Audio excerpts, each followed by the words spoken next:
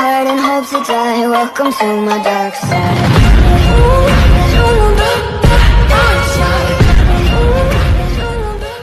All right, welcome to the Jesse James Show. I'm your host, Jesse James. I'm here today with my two buddies here.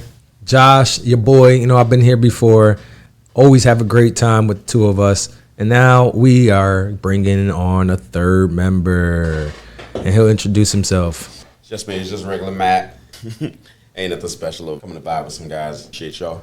Nice. Make sure you get a little closer to the mic. Yes, sir. All right, so we've actually talked about this for a while. There's a video that came out with Steven Crowder where he was the barbershop. What was it called? Barbershop Talk or something like that, right? Black Fatigue is Real. I think that's like the title of it. Oh, yeah, you're right. Way off. Samsonite. All right, so it's the Black Fatigue is Real, and I told them why. Black and white on a gray issue. So I haven't listened to it yet. I wanted to see it for the first time live with you guys, and give you a live reaction. So let's see what happens. So I'll be completely honest. I have seen clips of this. I have seen that's what brought me on to wanting to actually introduce this and get this into your guys' perspective, my perspective, everybody's perspective, and also wanted to get Matt in on this too. So Matt, have you seen this? No, this will be a first time for me. So this is for us. Cheers for us, right? All right, so here we go. This is what it is right here. It's the Steven Crowder's video. You guys are going to get a live reaction of us watching this, and we'll probably pause it here and there, talk about little things if you guys want to. Anywhere you guys want to pause, just we'll pause it right then and there, and we'll come back to it. So here we go. Let's get a play on this. Recent thing. And do you know what it means? No, I'm not sure. I'm going to ask that. White people are 12 times as likely to be killed by a black person than the other way around. I'm just going to shoot you straight. It's not even close. Where? Across the country. Ain't nobody coming after you. You know what I'm saying? Like, nobody tripping on you. But these people in just as scared as the other folks. They are if they get on a bus. Not necessarily. They are if they get on a train. That lady wasn't in danger because that man was black. That lady was in danger because that man was crazy. Nope. Whenever we want to ask for equality and fairness, it's a problem. So white America. So it spends several $1 trillion. When is it enough? We're the bird. No. We're the bird. You're not stopping white America from doing anything. You know what? The bird just burned down $4 billion worth of cities and 60,000 assaults. No. There's 3 times to 4 times as much homework than the black kid, and the white kid does 2 to 3. Why? Because it's culturally, it's conditioned. Exactly. So why is it better parenting from Asians than white parents? Why? You said what? While we're having real talk. Why do young black men fight in packs? So a couple of years ago, when I started Black and White on the... All right, what do you guys think about that intro? Look, man, I'm just gonna be completely honest. This might get a little spicy. Very interesting. There's some pretty interesting topics there, and already I already was kind of on both sides, just two different things. I'm like, oh well, I kind of agree with that, and I agree with that. So yeah. This is gonna get.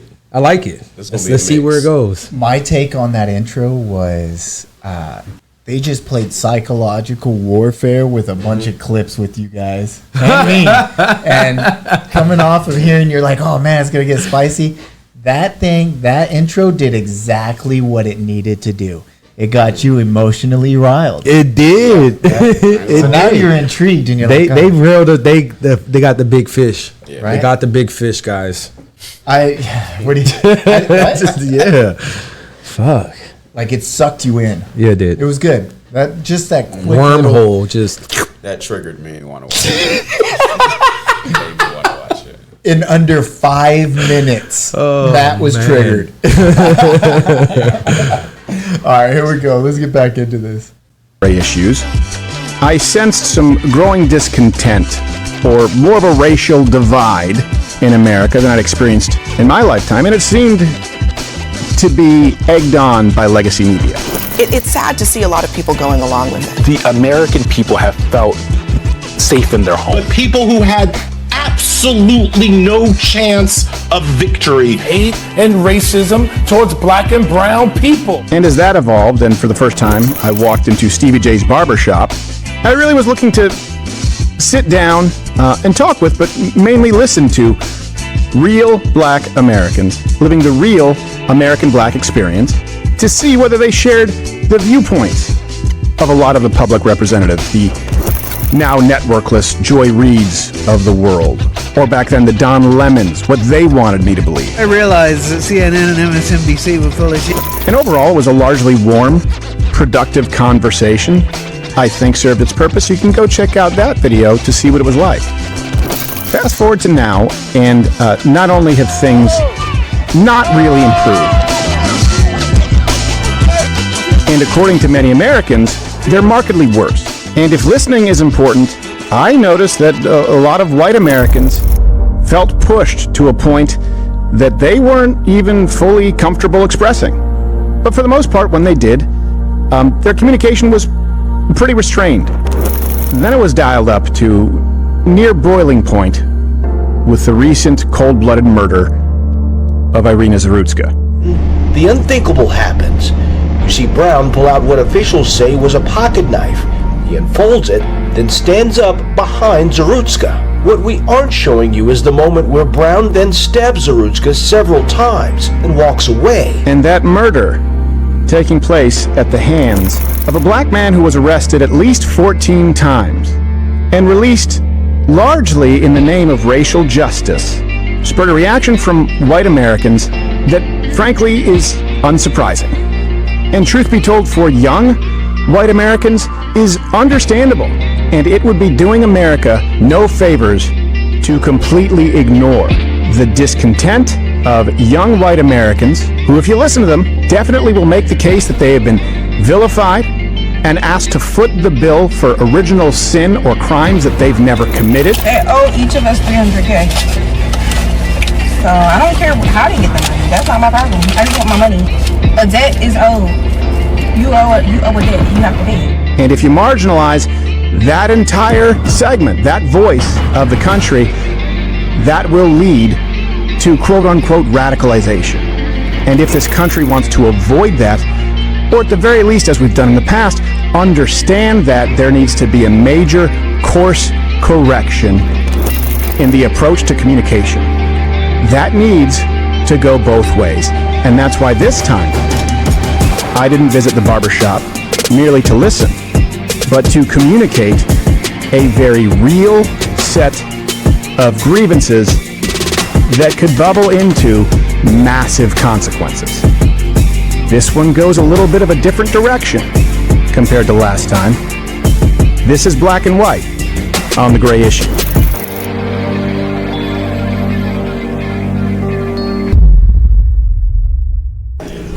And that's Stevie right there.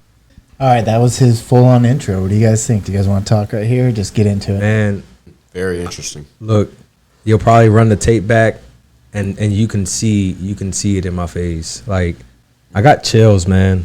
Yeah. I got emotional. I got goosebumps. I got goosebumps. I got upset.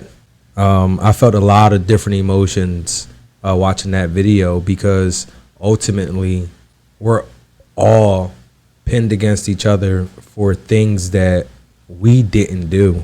It ain't right. Yeah, a lot of those topics he brought up here, like that girl getting stabbed on the bus and stuff, you know, like, it doesn't matter. Like, race doesn't matter in that sense. That was a person that should have been in jail. It wasn't you know? Yeah. Now, is it a story because the media spun it into that? You have a Ukrainian girl who escapes from a war-torn country, right? Lands in America and then happens to get stabbed by a criminal, right? And then this goddamn criminal on top of that is black. That's going to hit the news and it's going to pull on everybody, right? Now, it happened for whatever reason it happened. That's crazy. That's sad. It shouldn't have happened, you know? Yeah, I honestly, like, when I first watched that video, I thought that she got, like, punched, you know? I thought she got punched a few times, and then, you know, the story, you know, more developed enough when I found out that she was actually stabbed and she died, you know? It's like, Jesus, like, what provoked this man to do this? Yeah. I don't see it as, like, a black-white crime. I see it as a fucking criminal. Yeah. Should have been in jail. Plain Correct. and simple. Correct. After the other 14, whatever, something charges, I'm like, okay, that's That's excessive. Right? That's excessive. I don't 14 care. It doesn't charges. matter. It doesn't matter what color. That's excessive for any criminal. That means you're a repeat offender. Over and over and over, like 14 times, you know? And it does happen a lot. But, all right. You guys good? Let's continue on with this. Still closer? Blue shirt. Oh, Steven. I met Cedric. I think I scared him. I think he was. Hey, doing all right? Yeah, man. How you doing? Good to see you. I need it. You guys all have your beards nice and right. I've never learned how to do this shit. It's because people come here. Oh, I see what it is. It's a power move. You have me sitting lower. Yeah, so we can all look down on you.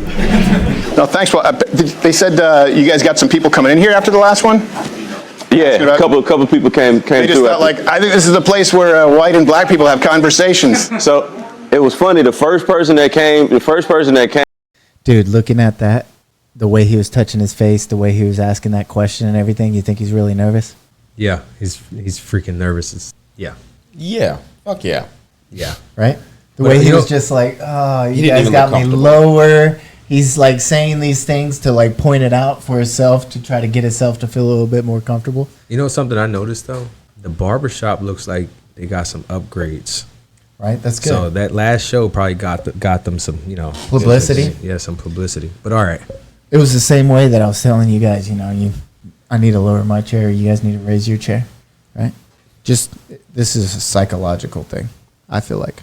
Last time it was he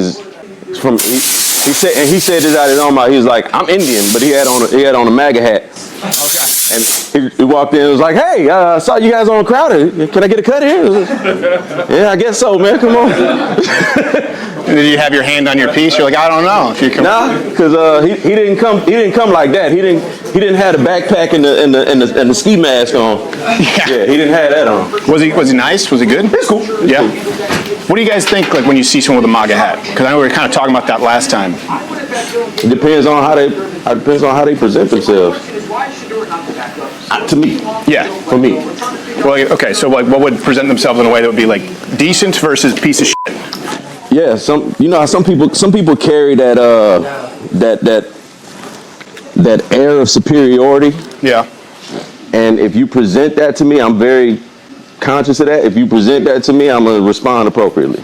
Yeah. That's just me personally. What would be like an air of superiority? Like, just like certain things you say in conversation, and like you said, just in the physical nature of these chairs. Well, in conversation, you can physically go up and down and put yourself above or beneath.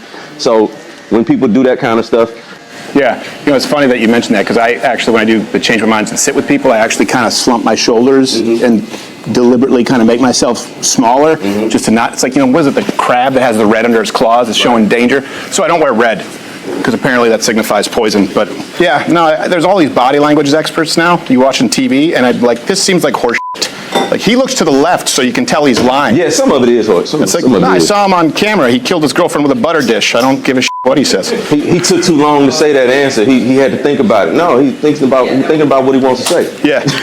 He don't just spit shit out. He wants to think about what he says. Last time we talked, we were kind of just, and the reason was just like, often you see in news, people just kind of siphon themselves off right into an echo chamber. And I thought it was good. We were just kind of able to see other perspectives. Where do you think the country is now? Like with that? Like, is that an open question? Or? Yeah, race relations between, because last time I wanted to get your perspective, and there's a perspective now in the white community. None of us are an ambassador for the entire community, but things have changed quite a bit the last year and a half. Temperatures have gone up. But what do you guys think? What do you think we are in the country? I'd like to chime in on that. Yeah. I'm happy you asked that question. There are a lot of social and economic dynamics at play that have certainly gone, in my opinion, in the wrong direction. I don't think that people really understand the gravity of where we're headed. We are vastly sliding into an autocratic regime here. And absolutely, I'll give you several reasons. You see, in order to have, you can't have a one-dimensional approach when you're wanting to continue to lead from a global perspective, all right? What you see here today is an isolationism approach which has never worked in the past because we don't have an understanding of geography and history, all right? And I'll just simply close by saying you got to understand something. The rest of the world is grossly infuriated with the way America has taken shape. And not only that, we're ceding all our best opportunities to China, right? Look around you in the relationships they're fostering with everybody else, which includes Canada, Mexico, and they've even gone as far down into the Latin American corridor, fortifying their bases while we're still hollering that we're the greatest. You talking about China, like in the Panama Canal? Not just the Panama Canal. Let's pivot from the Panama Canal and let's look at the long-term strategy they have now, where they just signed an agreement with Mexico to build another canal bypassing the Panama Canal. And when you look at the whole transatlantic corridor, where you've got now Brazil and Canada as well as Mexico trading, and they're stopping in Peru, where China has a huge presence at, circumventing completely the navigation, the use that comes with having to use the Panama Canal. So we'll avoid conflict with America and just simply go around America is what's happening here. Talking about China? Absolutely. Yeah. No, I mean, I want to agree with the first part, autocratic. I think China needs to be dealt with, and this is the first time we are. I'm Canadian. Well, I was raised in Canada. Canada sucks. Canada is a dog shit country. Canada, the kind of shit we're doing, you can't do this in Canada. If you say something too offensive, or I say something too offensive, you will be jailed in Canada. Yeah. That's the thing. Yeah. So I'm fine with the U.S. being the best country. I came here from Canada because, I mean, I had friends who were arrested. I had a friend, stand-up comic, was fined for telling a joke. I don't think people realize how good we have it here in this country compared to other countries. But that's the painstaking part about it all, is the fact that, you know, I've always been one to say, and I believe this firmly, freedom is not a right. It's a privilege until you wake up the next morning and find out you don't have it anymore. Yeah. It also comes with duties. That's what I was about to say. It also comes with responsibilities, because while we free to speak and say what we want, and I went to Montreal a few months ago, so I know exactly what you're talking about. Bet you saw a lot of tits on signs. That's all it is. No, I didn't. It's just strip clubs. Our Times Square is a giant strip club. It was a couple of them. Yeah. But no, like there is responsibility, and like everybody's from different places, different backgrounds. Some of us from certain backgrounds know, like, running your mouth too much in a certain space can get your ass whooped. Yeah. Like, you free to say what you want, you're just not free from the consequences. Like, the consequences that come with you saying the wrong thing at the wrong time to the wrong person. Yeah. And that's where we all have responsibilities in what we say and when we say it. Yeah. The problem, though, too, and that's, I was kind of talking more domestically, the problem with that idea is a lot of people are offended by different things. Mm-hmm. And so people get their ass whooped. So they had a bunch of topics right there, right? Dude. Yeah. Yeah. The old man, like the old head right there, you know, where he like, I don't know, it was like more of, I felt like it was more of just like a talking points, but zero evidence. Yeah, there was nothing there. He had a lot of fluff there. Yeah. A lot of fluff, and I was like, okay, dude, like what did you really say just now? The reason why he wanted to get away from, the reason why he wanted to get away from the Panama Canal is because Trump was like, hey, you know, we need to kick China out of the Panama Canal. Yeah. You know, and that goes against his talking point, you know? So. I couldn't get over the fact that he's sitting in that barber chair and his hairline is like who messed up his hairline? Like, I hope it was not that barber. Childish. Bro, you could run it back and circle it. That thing was like getting pushed back, man. There wasn't too much that was controversial there. What do you think, Matt? No, I'm good. I'm good with letting it for the next segment. I think this next segment is going to be very controversial on both parts. So yeah, I do like. Oh man, to be honest, I like hearing everybody's perspective. You know, like where he's at, and like the older guy, and then we're gonna get the younger dude was like, yeah, you know, I don't really see that. You know, so I don't know. I thought it was gonna be a little bit more like in your face. The way that intro came on. I think it's getting. I think it's going to get there. I think it's going to heat up when a few more subjects get touched on. I do think it's going to heat up. I think with this younger guy, he's going to heat it up. Just the way just the way they're interacting right now. Yeah. It's funny how they talked about body language too, right? Yeah. You watch Steven, every time he was about to ask the question, he touches his face. I was going to say that every time he scratches right there, and his posture is very like, he's not confident. He's very like, I think he's confident. Like, he's waiting for, or he's cautious. Yeah. He's waiting for the attack. The attack, you Yeah. know? He's waiting because for the attack. He's only defense. right here, his facial is like I know I'm gonna say something. Oh shit! I am gonna say something that might and what's gonna trigger be the a response. Yeah. I feel that same way. Yep. All right, here we go. For something they didn't say, right? That's the real thing.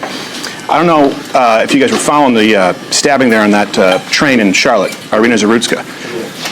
Last time I was asking where you guys thought we were, as far as in the country relation. Like, have you guys heard of the term black fatigue? Mm-hmm. Yeah. You guys know what that means? Since the last time you came, that's become a thing. Yeah, I was about to say that's just become a recent thing. And do you know what it means? No, I'm not sure. I'm going to ask that. It's a term that's being used by people in the white community, by and large, again, saying they feel like they've been victimized and they're tired of taking that shit. That was a girl who was dying alone in public. And that was a guy who was let out 14 times, including violent crimes in the name of racial justice, right? He didn't have to post bail.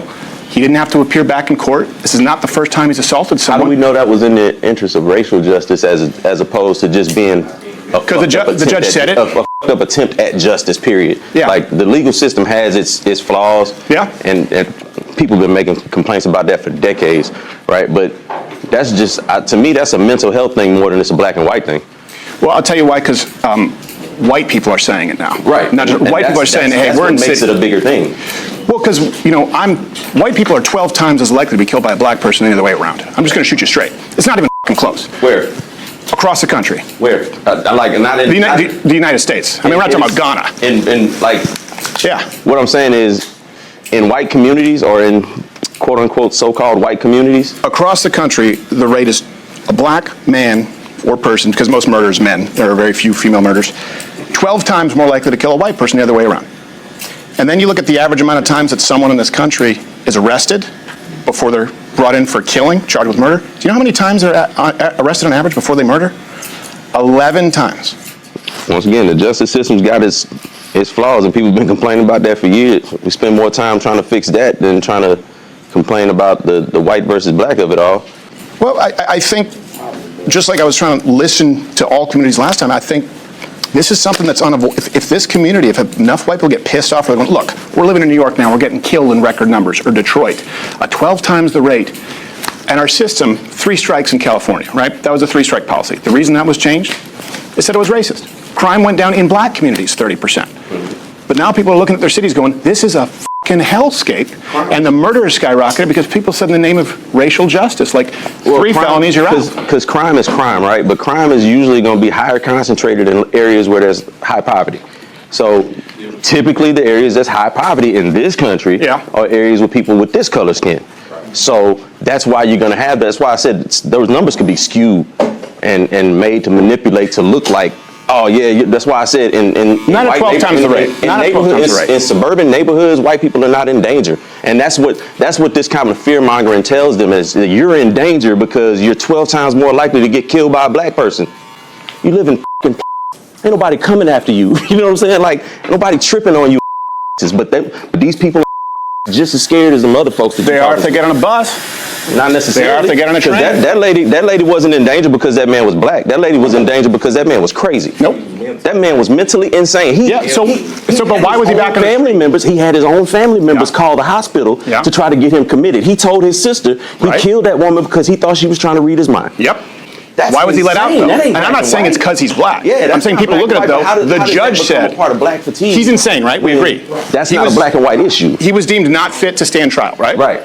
Now, he should have been institutionalized. Right. The IOU policy, meaning you don't have to pay bail. Mm-hmm. You don't even have to stay here until you're actually convicted. You just say you'll come back. Right, which is messed up. Yeah, the judge, Teresa Stokes, black woman, said, well, this is about racial justice. We need to be softer on crime. So that's her reasoning. That's why he was out. And you can find dozens of examples. That's her misguided reasoning. And that's policy. But that's systemic, though, right? That's not representative of a whole. It's not. It's not. No, and look, we always have to say not all. Like, not all white people wear MAGA hats and are dumbass pieces of racist shit. But we have all been accused of racism, sexism, misogyny, homophobia. What I'm saying is black fatigue is white people going, you know what? I know I'm not racist.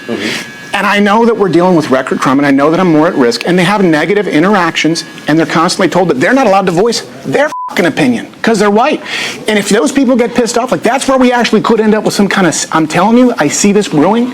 I see people who were milquetoast white suburban who are becoming actual actually racist. Now, not all of them, but I've seen people actually become racist because they get mugged, their store gets looted, and nothing gets done. They're going, and if I say something, it's turned into a racing. I'm telling you what, that's where it's coming from. At what point do we have a talk and go like, okay, let's reform justice, but we have to be honest as to why it was reformed in the first place. This guy, it's not even the only one. It's every 3 days someone's being offed. Yeah, but at the same time, let's transfer that over to, I mean, there's a lot of unsafe things in this world.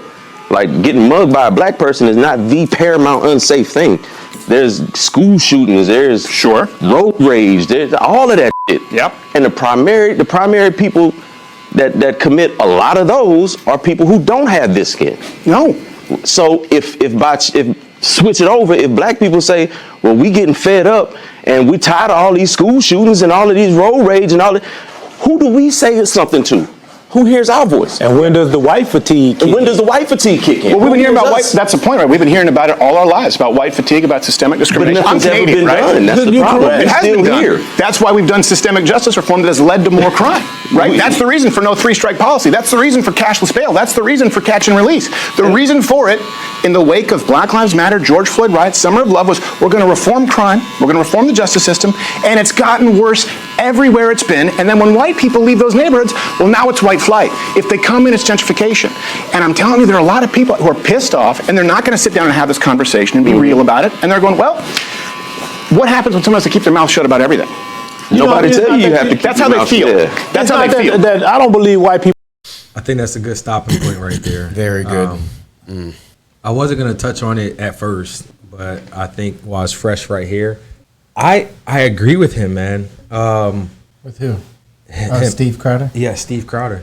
When it comes to becoming, like, getting tired of it, like getting tired of, oh, we're old.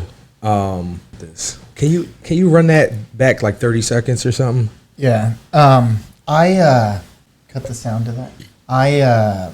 Man, where I think it gets very weird, right, is I look at myself and then I look at my friends, right? Even like just if I specifically isolate my white friends, right? And I'm like, everybody I know that's white, I don't think I've ever seen it. Well, I probably say the most racist stuff out of all of my friends, right? You guys would probably agree with me, right? Yeah.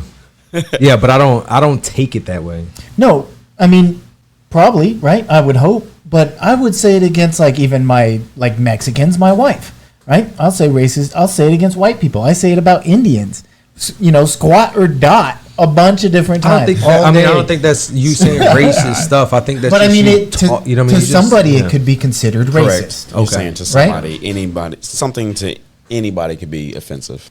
Yeah, literally. But like the way it's projected out there, I don't see it. I'm like, man, that's just crazy. Like everybody's like, oh, this black guy stabbed this girl. No, a crazy dude stabbed this girl, but he was released because of those policies, right?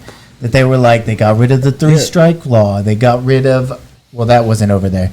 But they were like, he was released because of this racism, systemic racism, So that's what I wanted to talk about.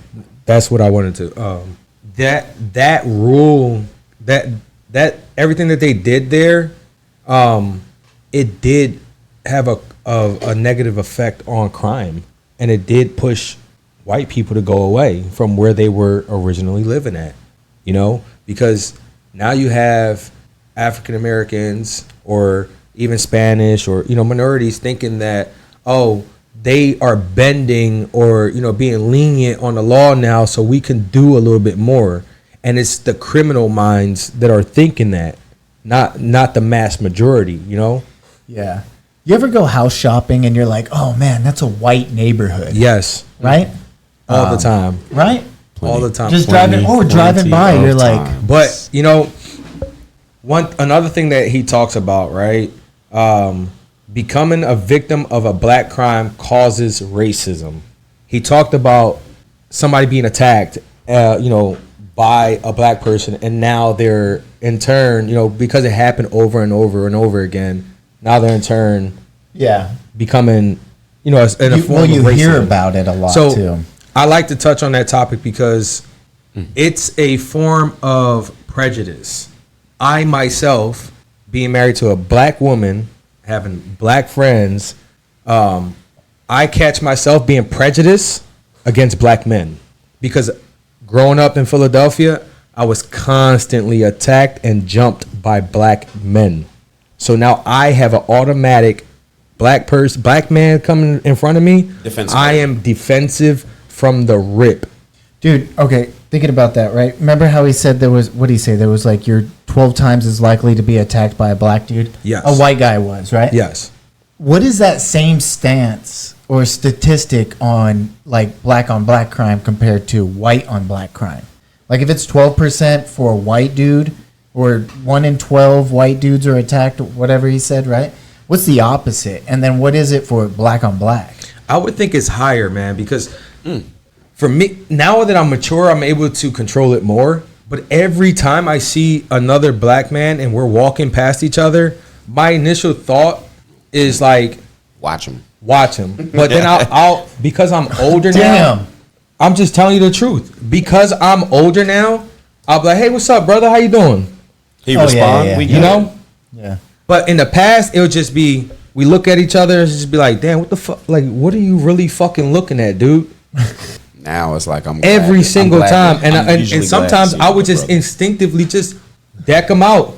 Dude, to me, like, I'm just being, I'm being completely honest. I think I've told you the story of me when I worked at True Leaf, right? And I would walk down like Pensacola down to this chicken place down there that was bomb. Nah, you didn't tell me about it. Oh, but you talking what? about, but go ahead. Okay, so you didn't tell me about it. When I used to work there, right? It was downtown, not downtown. It was, oh man, I can't remember the name of the street. It wasn't 9 Mile. It was the other one. It was like Davison Highway or something. Okay. Everybody was like, it's a little ghetto, you know? Davis Highway. Davis Highway, you know? So I was managing that down there, you know, and there was this bomb ass chicken place down the street. It was called What the Cluck. Bro. Great name. Oh man. Perfect name, right? I would walk down this street, you know, like, you know, doing my thing, just walk in, and then one evening, it's getting dark, you know, one of the assistant manager that was there, he was like, hey man, like, don't be walking down the street like at dark and shit, you know? And I was like, what the cluck? Why? You know, like, dude, that chicken is bomb. He's like, no, man, it's just not a good neighborhood. I was like, dude, really? You think anybody cares? I'm walking down the street right now, just, you know, right up, blazed up, you know, about to go take my lunch at like 6 at night, you know, because I got to work till 10 or whatever. And I'm just chilling, you know, get some chicken, eat my sandwich on the way back, you know, I'm saying, and I'm like, hey, what's up to everybody? Yeah. Everybody I'm saying, I'm like, what up, dog? You know, what up, brother? You know, just walking along. I don't care. I never looked at him. You know, well, you know me pretty well. I don't really look at people and be like, dude, when the, you know. But ultimately. Except a big dude. I don't know. I don't really like big dudes. I'm like, dude, man, fuck that dude. I don't know why. You know, like, man, why are you so big? You know? Especially at the gym. Because why not? Yeah, that is true. Yeah, 100%. I agree. Why not? But those are the people I look at and I'm like, man, I bet you I could take him. I'll kick him in his balls. You know, first shot, dude. But I think I think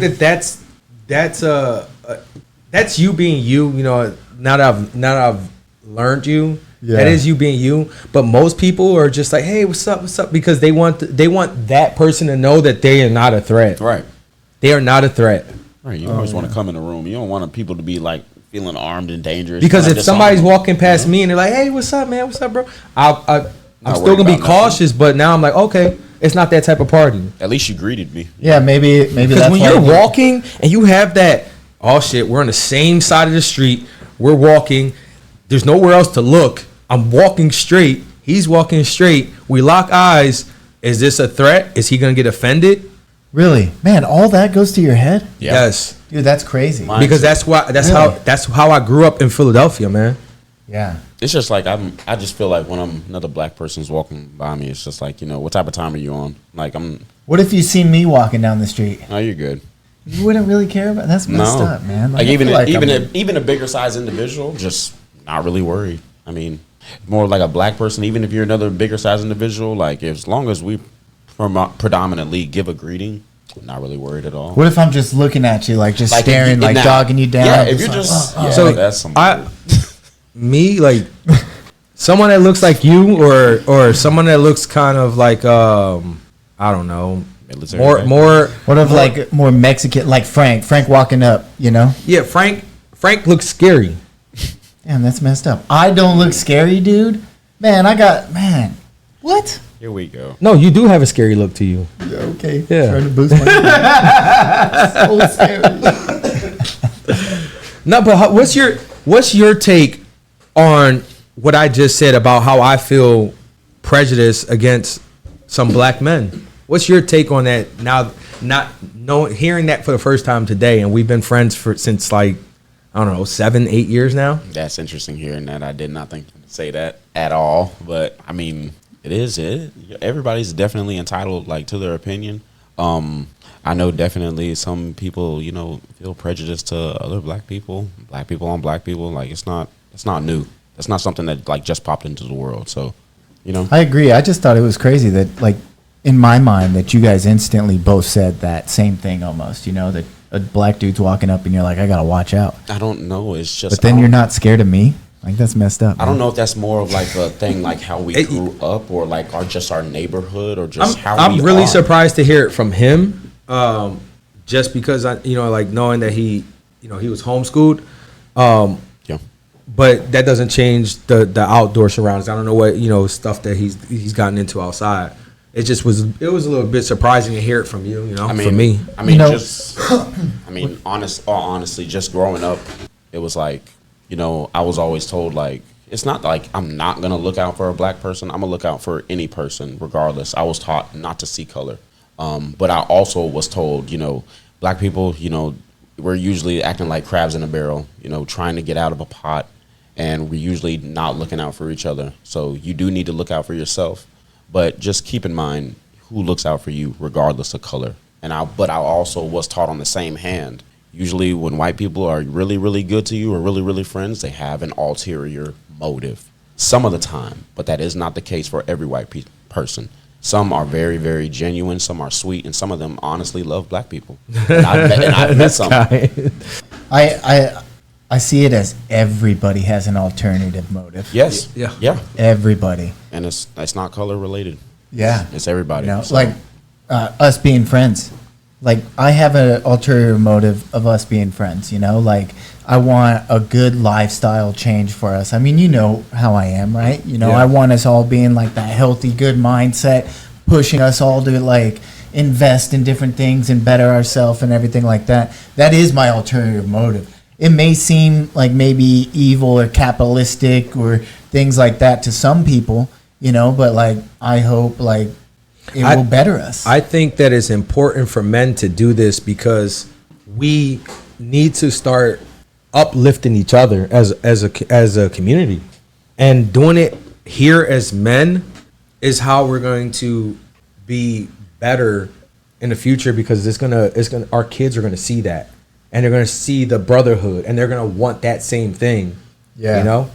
So I think that's very important that we continue to do things like this. That leads into like how we've had these conversations before, but it's like we almost have like, man, all right. So I feel like men need to do this. They need to hang out. They need to talk. They need to go golfing. They need to go shooting. They need to just have whatever they got to do as their favorite sport. Some people like racing, building cars, playing instruments, whatever, like jamming out, bullshit, gardening, whatever it is, or even just getting on here and just be like, man, let's laugh at this shit or have some interesting conversations.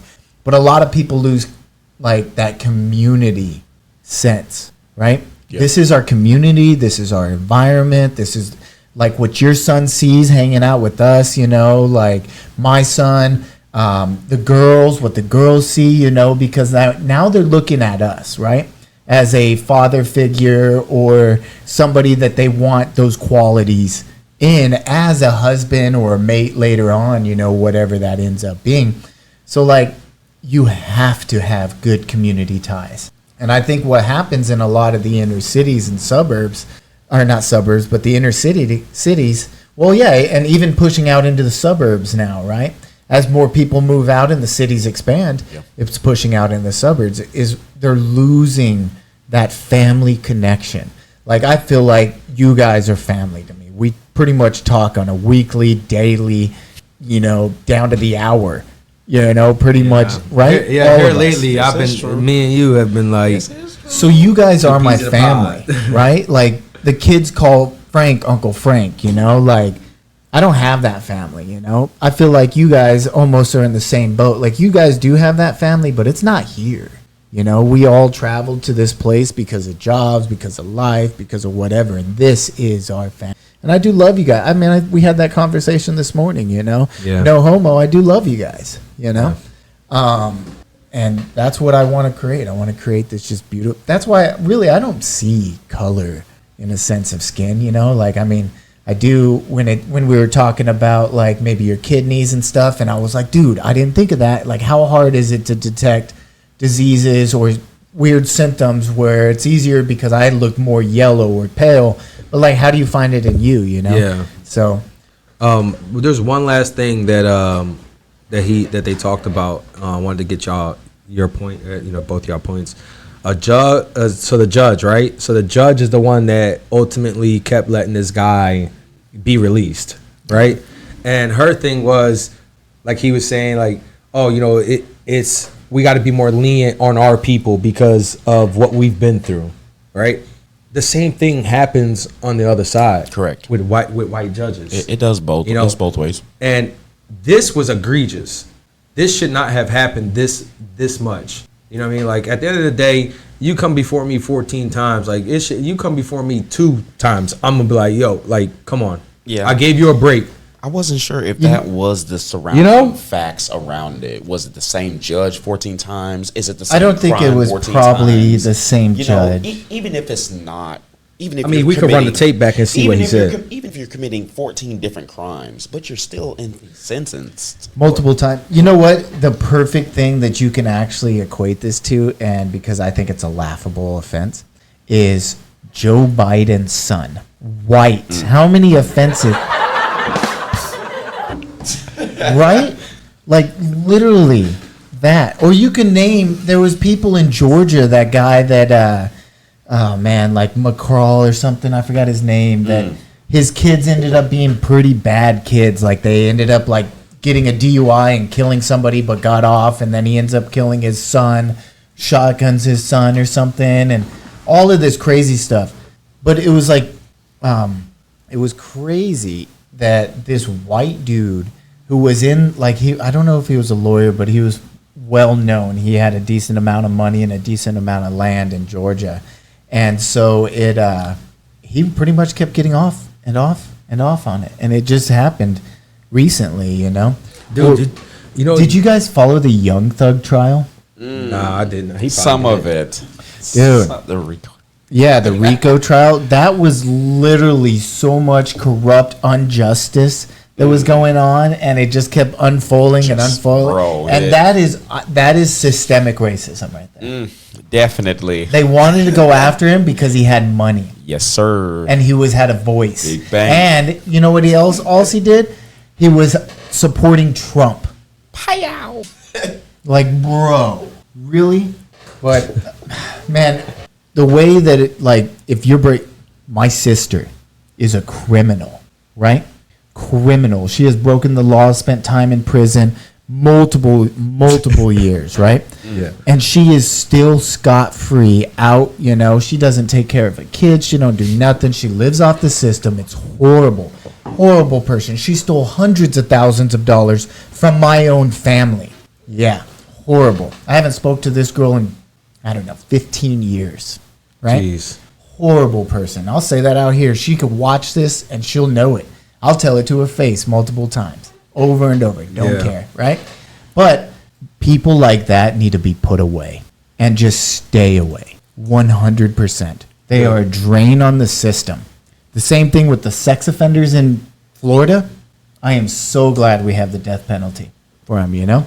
That's another topic for another time. Oh, yeah. But I think you need to just be, like, harsh on the crime. It is what it is, you know? If you know you're doing these crimes, you have to just know that you have to accept the consequences. True. Something you said earlier about the black on black crime, dude. I don't know. It might have been this week, might have been last week, or I might just be, mixing my days up because I be high all the time. There was that dad that killed his son. His son, the cops came on a domestic violence call. His dad came to the house to go pick him up, and his son was posturing as if he was gonna pull a gun on his dad. Mm-hmm. So his dad shot him and killed him. Damn, really? Yeah. And his dad is arrested in jail. I mean, black on black. But that's crazy that son on dad. Yeah. Dad on son.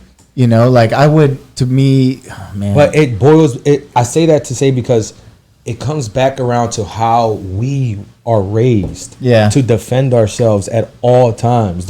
And even if it's your closest people in your family, we're taught that the closest people in our family are the ones that can hurt us. That's what we are taught at a young age. True.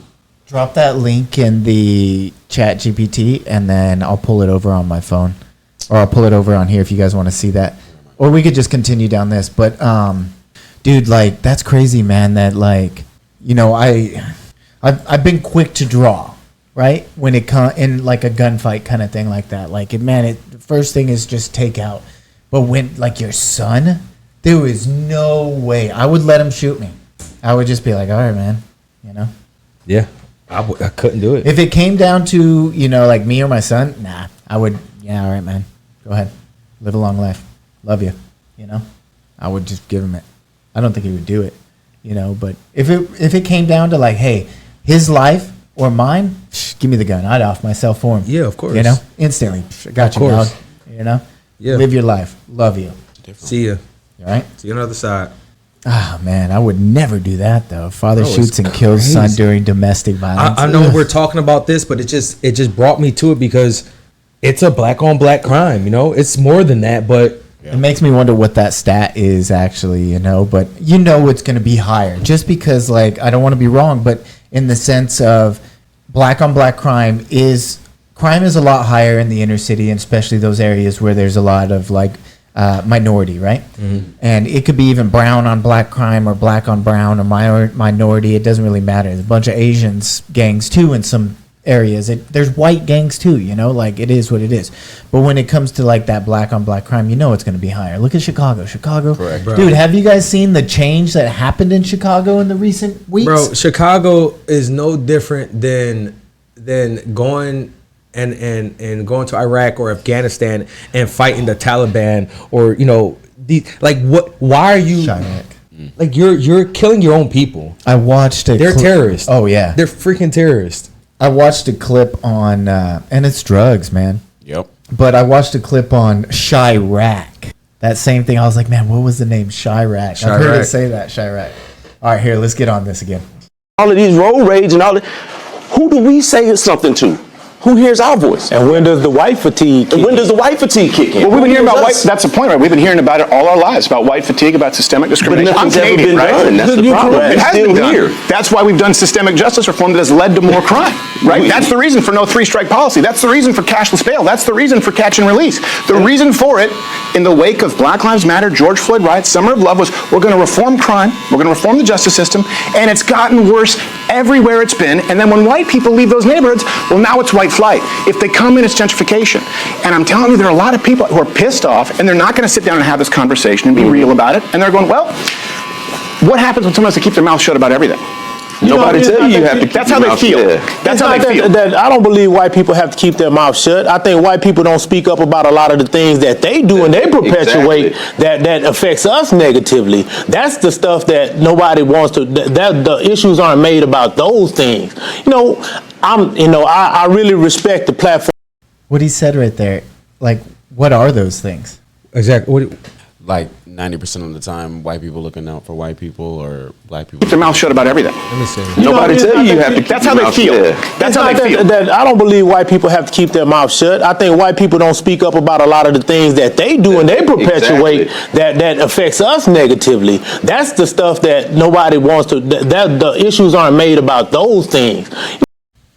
Me personally, I feel if I work at a job, just a random job, I don't know nobody, I feel a white guy that is my supervisor, well, 90% of the time, if he knows a friend or has somebody else that is working there, he will look out for him regardless of how fast or how good or how efficient my work is, period. Whether he knows me or don't. Oh yeah, like that's sad. But as far as what he said, I can't think of anything right now because I don't always view things in that light. Like that the system is always against me and the white people are always getting ahead of us. I don't view it in that light. I just worry about what's going on with me and how, what I'm doing that affects my family and go forward like that.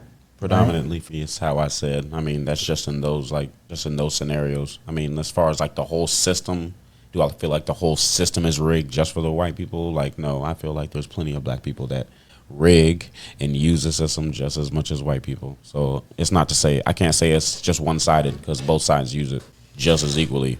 So why do you think he sees it like that? He's older, background, neighborhood, depends on where he lives. I mean, I've seen it. I've grown up from, military family. We ain't use no food stamps. And then I'm not saying I've never seen it. Yeah. All I'm saying is right now and right today, your generation. I can't think of. You know what? There's definitely things that go on. I was reading, man, I don't remember what it was. It was a paper. It was for school, right? I was reading a paper on the like how diverse millennials are and the generation after us, right? And it's like not in just like racial ways, but even in this like alphabet people way, in a sense, right? Like we are so diverse, especially even with like men to women. Like there's more women in the workforce, things like that. Like we all hear it, right? And when you said he's the older generation, that's that older generation thinking. And we are like, it's not that the generation before them, they used to say the same thing. They're like, oh man, those Jim Crow days, that was the older generation. Then his generation comes on, which is, he's probably like our father's age, right? Yeah, he's probably, I don't know. 50s, 60s, right in there? 50s or 60s. In the 50s. Yeah, so right? So like, we're looking at him like, oh yeah, that's that old generation, And then our kids today are even more like open. You even see even more open like interracial relationships with our generation, the next generation, and then even now our kids' generation. Yeah. Right? So you see those things. I feel those things. That's why I feel like I'm not as, I've known some pretty racist people, and I don't associate with them. Yeah. Right? Bro, the Army made me diverse. Because if it wasn't for the Army, I'd be still in Philly, probably jail. It could have been three things: jail, boxing, or just a low life. One of those three things would have happened, and my mindset probably would have been more like, I feel attacked. I feel like we don't get nothing. White people get everything. My mindset would have been there. But because I left, Is your dad white? My dad's Puerto Rican. Is he like black Puerto Rican or is he like? He's like Puerto Rican. My biological father? Yeah. Puerto Rican. Like more like Frank kind of color? Yeah. Okay. Because your mom's pretty dark. So my mom is light. Well, if I'm thinking like Puerto Rican wise, because she's Puerto Rican too, right? My mom, well, I guess you could say, well, I think you're thinking of Spanish people. Puerto Ricans are about that color. Yeah, I know. Yeah. I don't think that's dark to me. Cubans are the same way. Cubans are white. No, they're not. Cubans look like you. What? No. Bro, my best friend. One of my best friends. The Cubans that I've met lives like right down the street. The Cubans that I've met, they're your complexion. Darker than you. Way sexier too. My biological father and my mom are the same complexion. Way sexier than you. All right, maybe it's just because I'm a darker Puerto Rican that dude right there in the front on his knee. Right there with the glasses. Yeah. Man, he got a way better fro than you too, dog. You got like a Jerry curl going on, dog. Hey, before we get back on this, I want to make this very clear. I do think that there is systematic racism and there's things that are racist. However, my mind does not focus on that all the time to be able to agree with this guy right now. Yeah. I think it's the older generation. They're still stuck in that mind. I'm good on that. I'm good on that statement. But dude, you know what's crazy though? Is like my picture of Puerto Ricans. It's not me. Well, I have two pictures of Puerto Ricans. I mean, darker. Why? Because I have like that normal Spanish Puerto Rican, like you're thinking, also, you know, and then the whole like the other side, the black side of it, Puerto Rican, you know, where they're little bit lighter skin, because of the Spanish influence. You know, that's what I think. It was the Spanish influence and the slave trade. You know, that's what really influenced Puerto Rico. If you look at Mexicans, the Spanish influence in Mexico decimated the Indian population. You know, look at Liz, my wife, white. I get darker than her. Yeah. I get darker than her. I mean, but your dad is Mexican. My dad's Indian. I mean, Indian. Hold on, somebody's Mexican, right? You told my mom. Mexican Indian. Mexican Indian? Yeah, Mexican Indian. Dude, we did that 23andMe, right? And so I nerded out on it, and I even started like digging into the Aztec Empire. Crazy, man. I got some crazy stories to tell you about that. People wearing like their princesses' skins and dancing around and stuff, man. Crazy stuff. All right, you know what? That's another day. Let's get back onto this. I really respect the platform that you have, because you do have open and honest conversations. And I have to say, I don't believe that those numbers about the black people murdering white people are correct. I don't believe those numbers are correct. What if they are? What if I'm not lying to you? If you're not, then I've been misled and I've been isolated from realistic numbers. But I know in this country, from the time that we got here and until now, there's never been hordes of black people that just go out and maraud and menace white people. Interactions happen and things do occur. I'm not saying that they don't, but not by a larger number. We can't be this small a percentage of the overall population and still have the numbers that people try to perpetuate onto us. See, black people do more harm to other black people than we do to other white people. Well, that's true. That's true. Because people who are close. That's true. We also have historical evidence of groups of white people attacking and chasing black people. So it's coming after. So when people say it's not happening now. So I'm just saying, and that's the point. We're at a precipice right now. That's a part of the historical condition. Well, sure, but someone today. Hold on. I wasn't finished making my point. I wasn't finished making my point. You know, when like I said, black fatigue, that's the newest mantra that's been put out into society to make people think that, okay, they tired of black people. They tired of what you said, that we can't say anything about black people. We can't do. Well, when you hold all the power, when you hold all the economic rights, when you hold all the things that make this country move, when you're in charge of those things, you know what I'm saying? Well, you know what? I put it like this. White people got the firecrackers, we got the stem. That's it. He wants to keep talking about when you got the power, when you got this. At the end of the day, I'm guilty of it myself. You need to go out and vote for who you want to have the power. It's that simple. There are plenty of black people that are political party members, and we just need to go out there and vote. But we as a community don't do our homework, don't pay attention to it, because we've been raised by that generation or generation before where they feel like they never had a voice to begin with. So why even try to make the change? Because they're not going to listen anyway. Nothing we do is going to change. So now that trickles down to us, and it's just something that is now normal. You know what I think is completely insane? Is that if you're a single black person voting for the Democrat Party, right? The Democrat Party members killed Lincoln, and they were from the South, right? Just going through the political side. And then they created the KKK to suppress black people, right? To keep them from going places, owning things, keep them out of certain neighborhoods, you know, like burning crosses, all kinds, setting places on fire, hanging people, right? Then you have Jim Crow, right? Jim Crow comes along, all of this crazy stuff, the crazy fires and riots, and KKK sparking that Democrat Party, right? After Jim Crow, you have MLK gets killed, right? Yep. JFK gets killed, Republicans, right? Crazy. Why? Why are they killing those people? Democrats are against that, right? Killing those people. Move on to our generation where it keeps going like this, and Obama his self said, if you're not black, or if you don't vote for Kamala Harris, you're not black. Couple weeks ago, he went to Virginia. A black woman is running in Virginia, and a white woman is running. And Obama, because she's a Democrat, the white woman, he's like, you guys need to vote for her.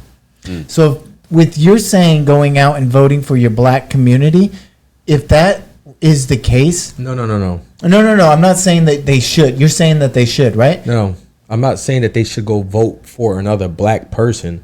I'm saying that they need to get their asses up and go vote, period. If they want whoever they want in that seat to have the power, that they're looking for, that he's claiming, whether they're white or black, you need to go do your homework and go vote. Correct. So then at that same instant, with that same Democrat Party side of it, why is it okay for Obama to do that? It's not okay. It's not. That's okay. what I think. It's not okay. And that's that same generation, though. Correct. Correct. But he said it earlier about he pretty much, or you mentioned about technology and looking into things, right? Oh yeah. Okay. So now that I'm in school, I'm learning about Jim Crow laws and all that stuff. Researching all, and I found out, I stumbled across the whole Democratic Party and then come across the KKK and all this other stuff. And I'm like getting mind blown about the Democratic Party. And they're the ones that have been basically pushing us minorities down and trying to keep us, is the word right, oppressed? Like just regurgitating slavery. Keep us down. It seems like the Democratic Party is regurgitating They're slavery. the ones that in placed all these SNAP benefits and all these other things to keep us where they wanted us, give us free shit, so this way we can continue like, oh yeah, let me keep taking this free stuff. I'm not learning anything because why? They're giving me everything. Why do I need to go out there and learn anything? You know what the craziest thing about just having like how he said that he said something along the lines of not having that access or something like that, right? Where you're bringing this up. The access to technology or the internet, that ability just to do your own research and to delineate that differences, like to be like, hey, I'm searching. You could go down the rabbit hole with ChatGPT and try to dial in exactly what you want it to say, right? You can literally do it for you. Like, hey, I want this workout because I want to work out this thing. I want to do arms today. Make me do arms. Now, I don't like that arms workout. Do it more like this. Now, I don't like that. Do it more like this, more like this, more like this, until you're doing your exact workout that you want. You can do the exact same thing on, like, going down the rabbit hole of this. You can, like, the Epstein stuff. You know how I like to just dig in? Well, if you run it through ChatGPT and be like, hey, what's the Epstein file say? It'll say something that you probably didn't even read at all, but you went through every single one of those emails and you're like, damn, Obama's tied into this. He's the boss man. Hillary Clinton was allegedly having sex with Vincent Foster, and then you ask ChatGPT and they're like, no, that never happened. Vincent Foster shot himself in a park, committed suicide. It didn't say that, like, he shot himself in the back of the head. Yeah, you got to tell ChatGPT what you're looking for, and it'll start tying shit together. So even though, like, a lot of our generation and the generations after us have more access to technology just because it's literally right here, especially with AI, they are getting more information, but it's how they're actually, like, making that into an actual plausible scenario. You got to really understand, like, they're taking the first thing they see. Yeah. And you got to be like, the way I go into a situation is be like, this is what I think.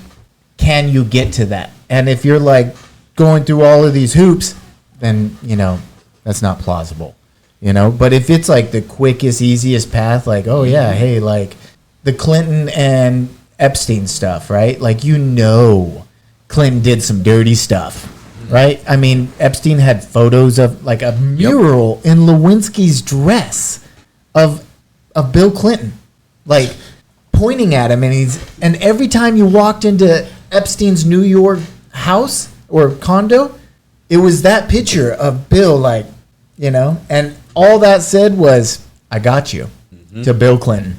And he was like, Epstein had his hand so far up Bill Clinton's ass, he was like, I did not have sex with that woman. But I am wearing her underwear. Allegedly. Oh my God. All right, let's get back into this. Y'all got the power. The power is placed outside of the black community. We're charged with all the negative things. Those are the things that are really generally coincide with how people relate to us. The bad stuff that's go wrong with this world is the black people's fault. We the smallest part of this country. Remember that. You know what I'm saying? Beside the immigrants that come here, we have been tasked with the negative, the criminal, the immoral. That's us, and that's what we consider. That's white fatigue. But you know what we do? We just say that's just how it's always been. So we don't make up words for it or terms for it. So now you have a frustrated group of white constituents that feel like, oh, we can't say anything. We have to do this. We have to do that. So you don't be deemed as that. Well, if you wasn't that in the beginning to start with, there will be no need for the reform or the feelings that you have. You can't say anything about because you done treated us like shit for so long, and people finally stood up and said, hey, you got to stop treating us like shit. Now that you want to feel like, things aren't going in the manner that you want them, now we want the right to keep saying those things. What if your premise is completely flawed? And what I mean by that is, if we're trying to understand it, you said you have power in all those institutions. Yes. What if, for example, you have an entire generation of people, young white men, women, who if they apply to a college or apply to a job, they don't have a grant, there's no Pell Grant, there's no type of subsidy, there's no DEI initiative. As a matter of fact, they're likely to be passed over. They hold no institutional power. And when you say black people haven't done anything, when you think of this white person, a young white person, because I'm seeing some people become radicalized and it can become a problem. Yeah. And then they see billions of dollars and riots and damages all summer long, and then they go, why is this happening? Black Lives Matter, right? So they're going to make that connection. Now they have no institutional power, but if they go into a neighborhood that's largely black, they're going to get the shit kicked out of them. And they're being blamed for something that supposedly their racist forefather did that they have nothing to do with.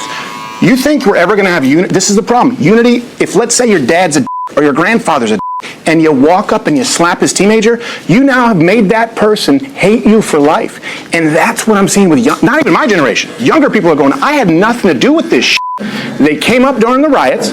They've come up under DEI, and they're seeing a 12-time murder rate, skyrocketing crime, and any proposals they make, not holding institutional power, shut down as racist. Now, why was DEI even instituted in the first place? Because for the majority of time that black people have been in this country and been free, we've been denied so much. Somebody somewhere had to put some things in place to provide access of some kind. If you believe that, that's fine, but you can't tell that young white kid who had nothing to do with it that he should just sit down and take it, especially when they're getting killed at 12 times. That's what America's been telling us for the longest. The young white man that has to not in my lifetime. DEI, the young person of this generation that you said that feels they're misled by being mistreated by the DEI. I'm just using as an example. They don't hold any institutional power. Young white people don't. They don't have an advantage. Not yet, because they're young white people. They haven't advanced to where they're middle-aged white people, where the power comes. See, when black people, once again,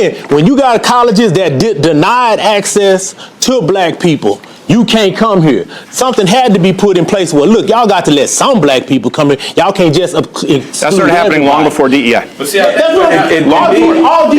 long before black people were admitted into colleges, HBCUs. Hold on, let me say what I'm trying to say. My bad. My bad, I'm trying to make it clear. He's trying to do a senior census and talk through you. So I get it. DEI is just a new way of wrapping affirmative action. Yeah. Affirmative action had to be put in place because there was access being denied. So the legislation had to be put in place. Well, look, we can't just exclude all of them.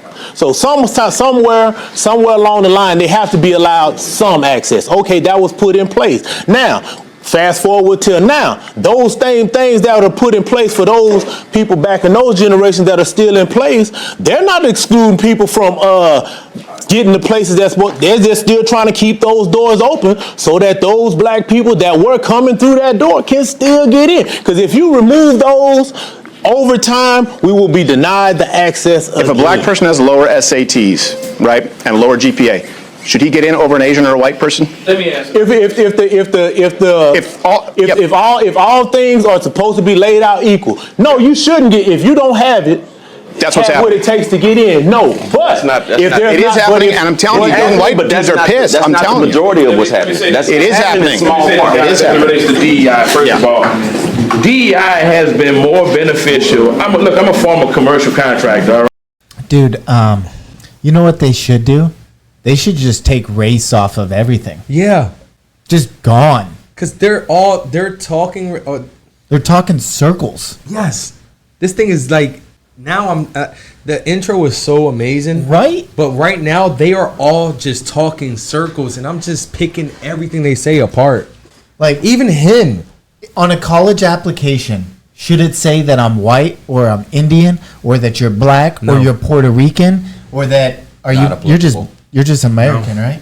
Why can't it just be like I'm an American citizen? I thought he was going somewhere with it in the beginning when he's talking about a white person going to college, not able to get grants, not able to get this, not able to get, he was going so on and so forth. I think he got distracted. I think where he was going was like, how is it fair for that white man or white person that's been working their ass off, this white kid, to get into college? He can't get any assistance because of his upbringing, his race, But this black kid that may not be working as hard as him is able to get every bit of assistance that they need to get through college. Or have lower test scores. And has lower test scores because this college needs to fill quotas well, what they say, on minorities. Right? So it's the system is pinning us against each other. Oh, yeah. And then on top of that, systematically. Well, what is said is like, well, these schools in the inner city lack the funding and all that. But then you also hear about these schools in the inner city, or even here in Crestview, right? There is less teachers than administrators. Why is that? And they're always hurting for teachers. Schools are. I swear this guy lives in Crestview. Big old dude? Yeah, the one right there. That's funny. As a barber, down at Alpha Cuts. Dude, that'd be cool if he did, right? I don't know. I don't go. He looks very familiar. I haven't gone to a barber in years. But you know what I mean? So why don't they just take the race off of it? Are you a citizen or not? If you're not a citizen, then you need to pay a lot more and you better be here on a visa. That's it. Green card holder, that kind of thing. I don't know. Yeah, I thought this was going to be even more like, I'm not even really that amped up over it. Yeah, I'm not. I'm like kind of dumb. It's pretty lame. Right? DEI and affirmative action have benefited white people vastly more so than black people. All you gotta do is look at the business ownership or what have you, and you notice that as long as that white female happens to be 51%, then she qualifies as a minority and a double minority because she's white. She's a Dude, you remember I don't know if she was a congresswoman or a senator, Elizabeth Warren. I think she's a representative. They call her Pocahontas. Trump does. He's like, Pocahontas? You know why? Because she said she was Indian to get into college. Like the feather, not the Indian from India. Her. They said that she put on her college application that she was a Native American ancestry. Yeah, and then she did a DNA test and she had nothing. Oh my God. Crazy. Nothing. In October 2018, Warren released the results of a DNA test conducted by Stanford University. Small amount of Native American ancestry. 6 to 10 generations ago. But did not specify any particular tribal affiliation. Right? So she got into Stanford on a ride off of...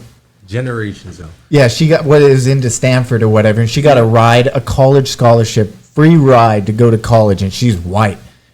She pale. God, man, she probably burns just stepping outside. You know what I call that? I call that reading and gaming the system. Is it right? Is it right? No. But she did that, and she accomplished it. If you just took the race off of any application, race off of everything, this whole entire thing is gone. I mean, well, you just need to put it based on what it should be. How they're performing will determine what type of grants and things that they get. Off of merit. Yeah. Right? You get more if you came with more, Right? the minority in business ownership, and she happens to be a female, right? So you look at that based on population dynamics, and that automatically tells you this whole thing about this whole thing about DEI was, number one, not as much targeted towards blacks as much as it was targeted towards minorities, which includes that LGBT, I agree. Right? So when we talk about that, we need to really deal with the real problem. And as it relates to the riots, let me tell you something right now. Listen, in the black community, I'll be the first thing now. We do have intractable problems that are not going to be solved in one conversation. But what I'm going to say about that, as well as the reason why the black community becomes so infuriated, all right, is when you see gross negligence of justice happen or misjustice happening, and nobody does anything. When this guy kneeled on this man's neck, going back to George Floyd, look, if he had done something when he was subdued and on the ground, what was the real reason for kneeling on his neck except to inflict fatal harm? What was it? I can tell you exactly what it was, and I can tell you why you're not recognizing the problem. Because the opinion polls, and I'm not saying right or wrong, the opinion polls have changed on George Floyd since I last spoke with you. You know why? Why? All the body cam footage came out. You know what? You know why? Because he was there for 12, 15 minutes, asked to be put in the car, they put him in the car, asked for air conditioning, gave him air conditioning, asked to be taken out of the car, they took him out of the car. He wouldn't stop moving. People have watched it now and go, you know what? It's not what I thought it was. You know how many times he was arrested before that? 9. He shouldn't have been. You know what would have saved him? 3-strike policy. He robbed a woman at gunpoint with a child in the house. And so white people look at it, young white people, right, who you have to understand during COVID, this is a whole generation of people. White people did not have any fucking opportunities during COVID. They didn't get to go to the graduation, college, black, white, all of them, right? It's a generation that's pissed. Rightfully so, they got screwed. I think we can agree on that. They're going, I watched my city burn down for a guy who was arrested 9 times and committed violent crimes against women. What? Now, you know, that's a travesty of justice. Take race out of it, and you hear that? Correct. Guy should be in prison. You watched a man get killed by police officers who are supposed to protect and serve. Okay, but that wasn't right. Make it right. But at the end of the day, it doesn't make it right. What he's saying is still correct. It's correct. It's correct. It just goes back to Dude, think about that. He's human, but it's still like it's wrong. It was wrong, but like why why? Think about this generation too, that the COVID generation, right? They had nothing to do but dial into their computers, dial into their phones, dial into their tablets, their iPads, whatever they had to absorb stuff. So now they know how to use this information. And they're like, what, these videos dropped? Oh, whoa, what? Like he said, they're like, all right, my opinion's changed because that dude should have been in prison. Or he shouldn't have resisted arrest. Why couldn't he just sit there? Well, probably because he was on drugs and doing all of this stuff and breaking all the laws to all at that time, right? Like if a cop comes up to you, like, you know, I do the right thing. I just, hey, yeah. Afternoon, sir. Yes, sir. How you doing? Yes, sir. Right? Yeah. Fine. When a cop pulls me over, I'm like, my hands are on the steering wheel, 10 and 2. You know, sometimes I might have a gun, sometimes I might not. You know, I'm like, hey, I got a CCW. You know, this is where my piece is. You know, here you go.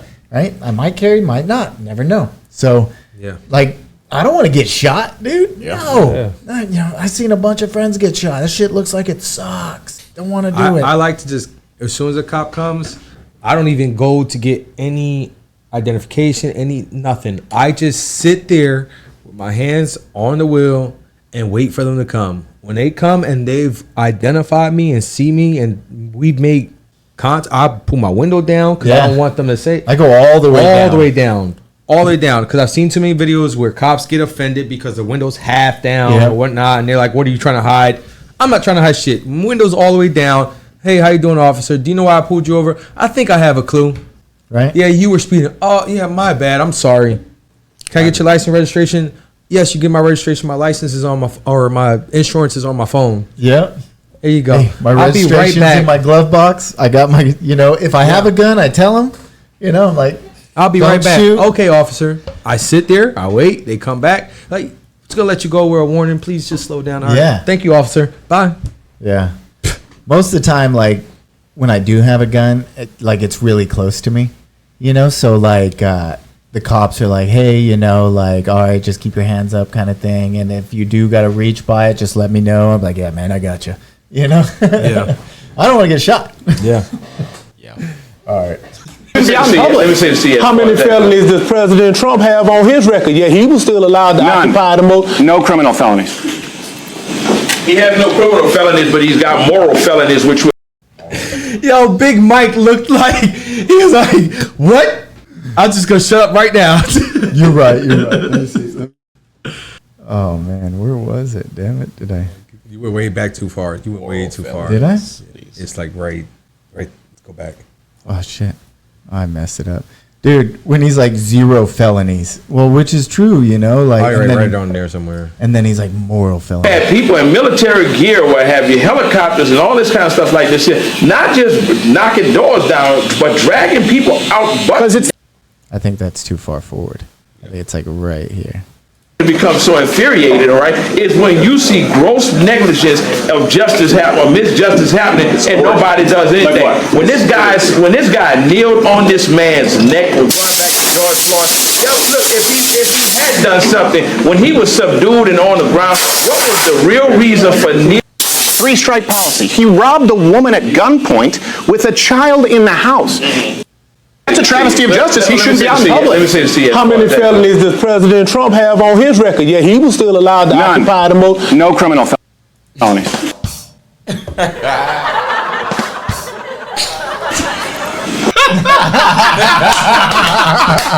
Did you see that? He was like this. No, man. What'd you say? Oh, that's good. And when you look at the convergence. Lost it again. That was funny. Bro, you guys. City burned down for a. Shit, I messed it way up again, man. I was laughing. Stop right there. All right, that was kind of stuff like this here. Not just knocking doors down, but dragging people out. Because it's the murder capital of the country. You just said black people are more harmed by this. We don't want to take out murderers? No.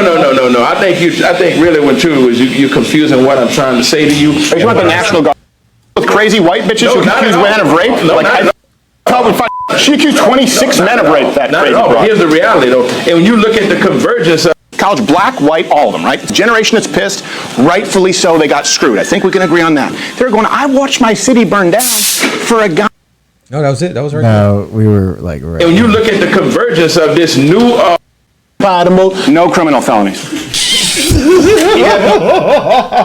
It's right there at 40, bro. 2741. Yeah, we'll go right there. Record. Yeah, he was still allowed to occupy the most. No criminal felonies. He has no criminal felonies, but he's got moral felonies, which would, if there was a court of justice for.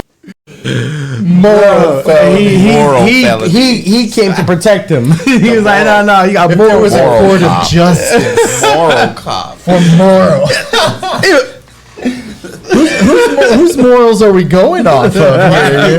My morals? Oh man, I don't know.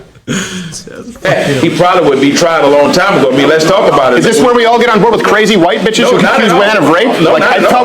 She accused 26 men of rape. That crazy broad. Here's the reality, though. And when you look at the convergence of this new agenda, where you're going strictly in the blue cities, why is it that most of those blue cities also happen to be occupied? The areas they're going in are heavily occupied by minorities. Why is that so? Well, because black people tend to vote Democrat, and they're run by Democrats. Detroit, you can look at it. You can look at Chicago. Is that what you mean? I mean, no, that's not what I'm asking you at all. What I'm asking you is, like I said, with this all-out assault right now, just last night they were talking about something in Chicago, right? But at 1 o'clock in the morning, you had people in military gear, what have you, helicopters and all this kind of stuff like this here, not just knocking doors down, but dragging people out. Because it's the murder capital of the country. You just said black people are more harmed by this. We don't want to take out murderers? No. I think really what true is you confusing what I'm trying to say to you. Are you talking about the National Guard in Chicago? No, what I'm trying to say to you is this, though. If we're going to talk about the problem, let's talk about the problem in its totality. The fact about it is, when you talk about white America being pissed, white America is going to always find a reason that doesn't fit their narrative or what have you. But what white America fails to talk about, and what never ceases to... Dude, in that same sense where he says, like, white America will always find something to complain about, everybody, just take the race out of everybody. Americans, all yes. Americans, complainers. We have to help Ukraine. We have to help Israel. We have to help Palestine. You know, like their lives are. We need to get. Oh my God, everything. Right here in Pensacola, you know, people complaining about everything. everything. Crestview complaining about the drive. I mean, the drive does suck. Oh man, it does. I don't know. I hate it. Look at boom, and we agree. The drive does suck. So just like take that. Just take the color or the race out of whatever he says, and just put Americans. Canadians complain. Look at you seen Steven Crowder. He was like, "Man, Canada sucks." Amazed me is the fact that the biggest threat is not going to come from blacks. The biggest threat is coming from within. You look at the average person that's been committing some of the most heinous crimes over the days. It's 22 to 29-year-old white males, right? Look at how no, it's just not true, man. Violent crime, you just said, like you said, a small percentage of the country, about 12 to 13%, 50% of the violent crime, but the murder, a 12 times likelihood. That's a skewed stat. If you just, so you don't listen to them? No, I said that particular stat is skewed. It's not skewed. These are from the FBI, DOJ. And you know what else we look at? We look at Roland Fryer from Harvard, who conducted it, black professor, really respectable guy, honorable man, conducted a study, and he came out and he said, yeah, all of my research says that black men are 0% more likely to be shot by police officers than whites. Black people got so mad at him, he reconducted the study, a black man from Harvard, and he came to the same conclusion, and now he's not black enough. Wait, so let me see if I understand you. Big Mike, like, wait. Do you like where he says where he's not black enough? Like, man, what's it called? Is it like losing your black card? I was thinking corn. Yeah. Right? Yeah. Do you like do before? that? Yeah, because like before, I mean, before I met Matt in person, his black card was revoked. You know what? When the first time I never met Matt, I heard his voice, right? Yeah. I thought he was a white dude. Yeah, exactly. I definitely keep myself well sounding. Right? And then when I go to your house and like, hey, this is Matt, I was like, oh shit, what up, dog? Be like that sometimes. Because otherwise, to me, you know what? Like when it comes to like a white guy, I'm like, oh, hey man, like how you doing? No, you there know? are definitely black men out there, or black people, period. That I'm like, I shook his hand too. Like, but you're not black. You are not me? black. No. Yeah. No, I'm just saying, no, not you. Like, I feel somebody like that's actually like, black. I'm like, oh, down there. Oh God. I bring the heat, dog. I'm just kidding. That's why my wife's tiny. It makes me feel bigger. Hey, you know, tiny hands, bro. No, your hands are pretty big. Yeah. You're saying, according to this guy's statistics, right, that black people are 0% less likely to be shot by a white police officer. A liberal professor at Harvard, yes, and he conducted it twice. Because black people said what you're saying. He goes, look, I was as surprised as you. I was trying to find how much worse it is. My data showed me it's not. He reconducted the study an entire time. Now, he did come to the conclusion that an officer is 18 times more likely to be shot than a black man by an officer. This is a black liberal who studies statistics. At what point do you listen to him? And I don't believe him. That's skewed too. Institution, and if he comes out and says something of the sort, there's no telling the backlash that he may not get. Listen, there are token blacks in every society. I mean, all you have to do is look back throughout. And there we go. Right? And Uncle Tom? Dude, there you go. Token black, right? You've never heard it? You've heard Token Black, right? Oh my gosh. You watch South Park, right? Yes. Yeah. There you go. But, oh, dude, remember in the 90s, you always watched the movies like Scream that had like the one black dude, right? And, oh, you know what? I think there was the black person always died first. Always. Yep. Always. Back then, the black person always died first. Yeah. Texas Chainsaw. Most definitely. Oh, yeah. Trey songs? Like, Texas Chainsaw. Yeah. Dude, I remember the scene from Scream, though, where like they're at the party and they're at the keg and he's like, hey, brother, what are you doing here? He's like, what do you mean? He's like, yo, dog, I'm the only black guy here. You gotta go. He's like, oh, shit, my bad, dog, my bad. You're right. Hey, all right, dog. Scary. I think it was Scary Movie. Yeah, bro. Not Scream. Yeah, you're right. I got you. I'm with it. This guy, like, come on. No, but here's my thing, Steve. Right? I'm not alleging that the guy wasn't Uncle Tom, but let's be frankly honest. How many shootings have happened in most recent history that have involved black black men that have been unarmed, and you sit here and use that analogy that black men are zeros of times. Listen, as a totally blind individual, listen, I'm even apprehensive. There was an incident where the police stopped us, and it was my cousin and I. My cousin is a retired military vet or what have you, right? And immediately when we got out of the car, out of fear of possibly being shot, the first thing I did was raise my cane and say, "Officer," I said, "Listen, I am totally blind," before we get out of hand with this, right? Now, I shouldn't have had to react like that. So first thing is, I knew that motherfucker was blind because ain't nobody got them thick ass glasses on in the barbershop like that. Stupid. I'm not gonna play with you. I like him. Why? I think it suits him. No, they don't. He need to take them off. What? Really? I think that's why his hairline is messed up too, because he's blind. He can't tell that the barbershop keeps messing it up. You know what?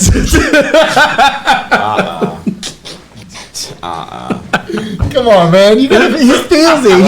He's got like the sense of touch, dog. No, but look, man.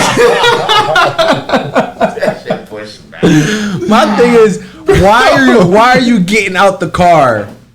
Right? A cop pulls you over and your first thing is, let me get out this car as a black man and I'm blind. I am blind. He's got a stick too, man. You know, he's like, hey, shot. Not even facing the right way. You know? He's talking to the other side. I am legally blind. Sir, I'm over here. This is not a weapon, sir. I'm behind you. Oh shit, my bad. I got you, dog. Hang on. All right, sorry. Take you from the top. Don't shoot. Am I facing the right way? No, you're still facing the wrong way. Stop resisting. But when you start looking at what's really happening in this country, many times because see, here's the deal. I don't care if you put on a uniform, you can't legislate the heart of a man and his intent, all right? And many times these officers do allow that badge to give them impunity to operate and exercise their racism. Let's be honest here, Steve. Some of them do. By the way, I just find it funny that when I came up and shook your hand, you didn't tell me you were blind this whole time. I was like, I must have woke you up. You could have said, dude, I'm blind. I was like, oh, my bad. I'm sorry. This whole thing. You just throw that out there like a cluster bomb. I'm like, so you should have waved his cane when you came in. I feel like an asshole in the middle of the room. That's what I told you when you said, "Is he sleep behind the glasses?" I was like, "No, he just can't see you." Hey, look, I thought you were making a joke. I said, "Oh my God, here's this condescending asshole here." It's okay. He forget he blind sometimes. I had no idea. No, man, but you know, I agree. You can't legislate what's in a man's heart. Yeah. But you can't throw out everything. You can't go, that scat skewed. That black guy from Harvard who was always a liberal who did it twice is skewed. You can't throw it out. How often do you see black police killing unarmed white people? Never. Actually, how often do you see that? How often do you see that? Well, I tell you, actually the stats show that when you're dealing with armed white people versus black armed people, white armed people are more likely to be shot by the cops than black. White armed people are more likely to kill police officers. Look at what happened in Kansas where those 5 police Let's call the officers stats were a wash gunned on that. Here's what I do know. Everyone wanted the body cam footage, and I agree. I was like, we should have body cam footage. We should have accountability for police officers, right? And we were to believe after the era of, remember, we went through Trayvon Martin, Tamir Rice, Mike Brown, obviously George Floyd. There were so many that you could use as examples. We thought that we'd have a rash of body cam footage showing us the police brutality. Yeah. You haven't seen body cam footage of note in the last year. Once that footage came out, it's about a 20-to-1 ratio where you see someone getting violent with an officer. We have not seen what we thought we would see. And now people are going, okay, so maybe not the body cam footage. Right? We thought we'd see all the abuse. Wait a minute. Before you jump off of that point, what about the body cam footage where we see white people and white police and the white citizen is being belligerent with the police, but the police showing extreme restraint in dealing with that person. Whereas black people, we reach for your wallet, bow, you get shot. I got a phone in my hand, bow, you get shot. And I'm not doing anything. Bow, you get shot. The stats don't reflect it. But white people are being killed in record numbers right now, and they're pissed. And if you keep just not listening to them, look, like you said, white people are the majority of this country. You have young white people who are getting more and more mad. I'm just telling you the truth. What they mad? And they have the guns. They're mad because this thing. Here's why. They go, look, I'm 12 times more likely to be killed by a black person than you are a white person. And you go, well, that doesn't count. They go, look, my dad's business got burned down. My city got burned down. I've been accused of being a racist, even though I'm not. And I'm looking at this right now, and I'm not allowed to have an opinion, and I can't go into certain neighborhoods because I get my ass kicked. And then you just say, yeah, but you've had systemic power. That is a surefire way to breed racism. Let's be frank about that. Dude, you know how many times I've been called racist in my life? I could definitely see that, but they don't know you how I know you. Crazy, right? In person or through like in person and in social media on a legitimate basis. In person, I would never have. I would guess for you in person, not even 10 times. Not 10. 10 times? Yeah, probably right around 10 times. Yeah, in my entire life. The stuff you post sometimes, if I didn't know you, yeah, I'd be like, that motherfucker probably just be like, fuck those black people, you know? But knowing you? Right, but hold on. But do me as a random black person, I mean, still, I don't know you as good as Josh does. Still, do I see you as a racist? No. Not even off of what you post from what I've seen from his page and what I have seen. Even all the shit talking I do to you guys? Correct. Right. But deep down in my honest heart, I wouldn't still see you as a racist. No. Bro, this and I don't see the way they're going with this. They're trying. I don't know, man. I don't even see any of them even being racist. No. You know, I see that they have a vision or an idea of what they see society, and I do see it too, you know, but like when they did do the body cam stuff, like the reason why they're less likely, like cops are less likely to shoot a cop today, especially with being, a black dude today, especially with like the body cam footage and everybody's got a phone. Yeah. They're so afraid that they'll be called racist. Or things are going to get pushed one-sided. Yeah. So. That's what. Man, I don't even know. You feel like there's a standard to uphold and they just don't do it? I mean, I just comply. I mean, that's all I do. Just whatever they say, I just comply with it. It's not like there is anything extra that needs to be done. My parents didn't go through no extra things. Just, hey, what a cop tells you to do, you do. You just put your hands on the steering wheel. That's fine. But, you know, we can't discount the fact that cops need more training. I mean, they need longer academy time, longer time under stress. I don't know, man. Things that are going to really see and test the person that's in front of you that you're putting in charge to protect our community. And if this person can't react accordingly through a stressful environment that involves a possible weapon or involves someone getting hurt, and their initial reaction is to get scared or to, you know, pull for their weapon immediately, like these are things that need to be drilled into them during the academy. And the fact that, like here, an academy, you go to college and the academy is there at the college. Like, yeah, there's gonna be parts where you go shoot, you go do this, you go do that, but police officers need more training. If I can say something towards that fact, I don't think it's so much as just training as far as it is either education or a lifestyle to AKA a willpower to do. I mean, you either got it or you don't. I mean, we just need like a thinner process of thinning more people out to say, I mean, how do you train for a racist scenario? I mean, you either live through something like that or you don't. You either come from something like you've seen racism or you haven't. There's some things you've either done or you ain't done. You either got experience or you I think I've told you about like how my grandmother was, right? Yeah. Very racist. Yeah. My great grandmother, very racist, right? So I seen racism.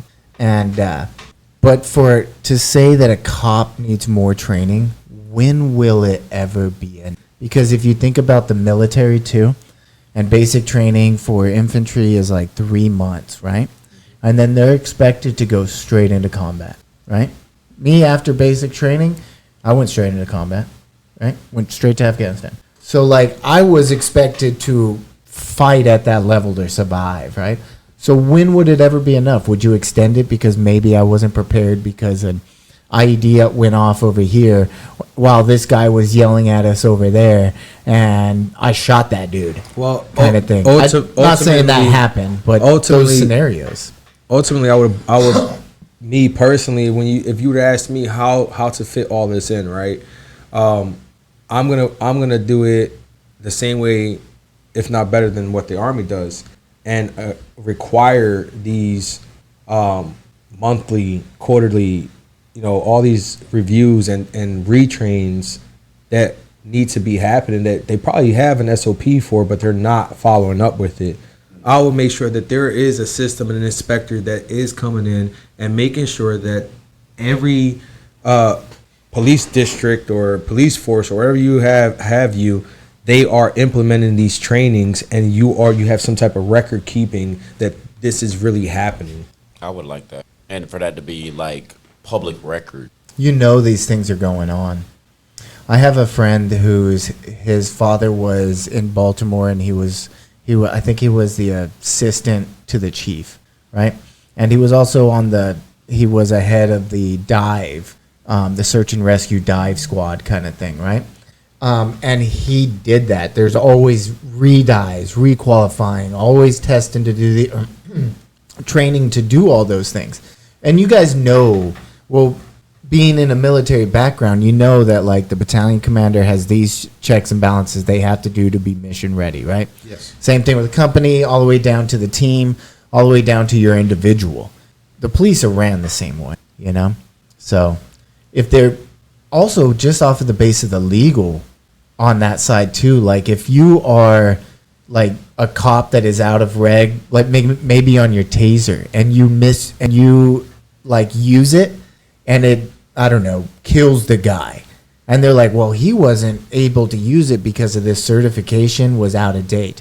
Now that cop is screwed, and then that would be a legal liability for that whole police department or that sheriff or that whatever it was. So what you're basically saying is, what I'm hearing is, it's too much work. No, I was saying they already have it. He's saying that they have things in place like that. Otherwise, they'll be sued so bad that they probably already been sued for it, I feel like they're pencil whipping. I feel like they do have things in place, but they don't reprimand as much as they... I don't know. The guy, standards are just... Come on, dude. I'm sure you've been out there and you see these damn deputies that are 300 pounds just fucking like... Why do you even have that uniform? Your vest doesn't even cover your damn left titty. I 100% agree with that. That's also why I think the DEI hiring is ridiculous. The same thing in the military, right?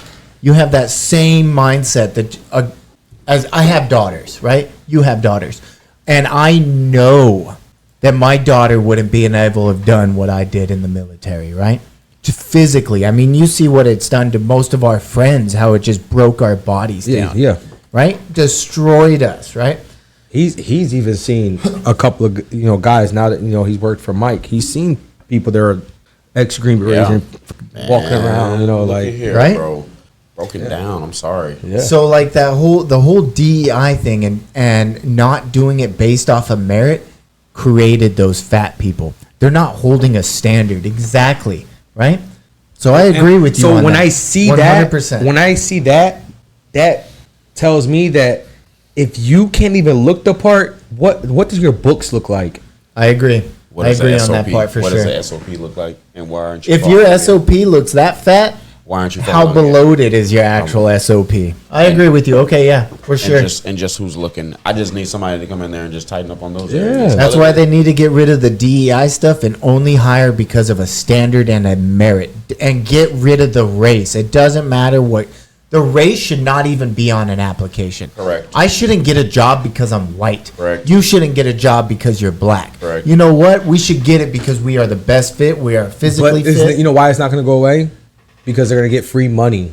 They're getting things because I hired 10 Spanish people, or I hired 2 Korean or 3 white women that specialize in fucking the new whatever. plant that's going up in Georgia, right? Has to have the battery plant is having what, a certain amount of South Korean people working there. Why? Get out of it. Right? Money. Yep. Money. I don't know, man. All right. They footed the bill. They got pulled. Yeah, it's literally, and it's bull. Now, first of all, here's why I disagree with you emphatically, right? Number one, when it is historically proven when there are riots, and this is the crazy part, most times we as blacks, we tend to riot in our own neighborhood for the same reason why we're not 12 times likely to kill a white person, because of that fact that the penalty is going to be much harsh, okay? If black people were really the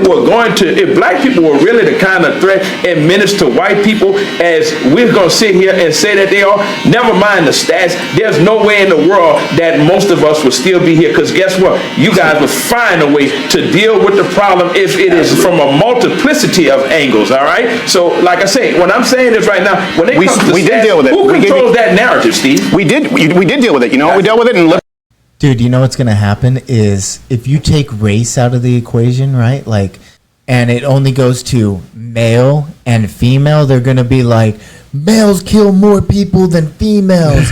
We got to get rid of that. Whoa. Swift. Oh my God. We'll be screwed, dude. But then they'll be able to argue, well, what about the males that haven't killed anybody and the females that have killed? Can we replace those males with these females that... The answer no, but statistically, male people kill more females. Lock them up. In blue cities, cashless bail, catch and release.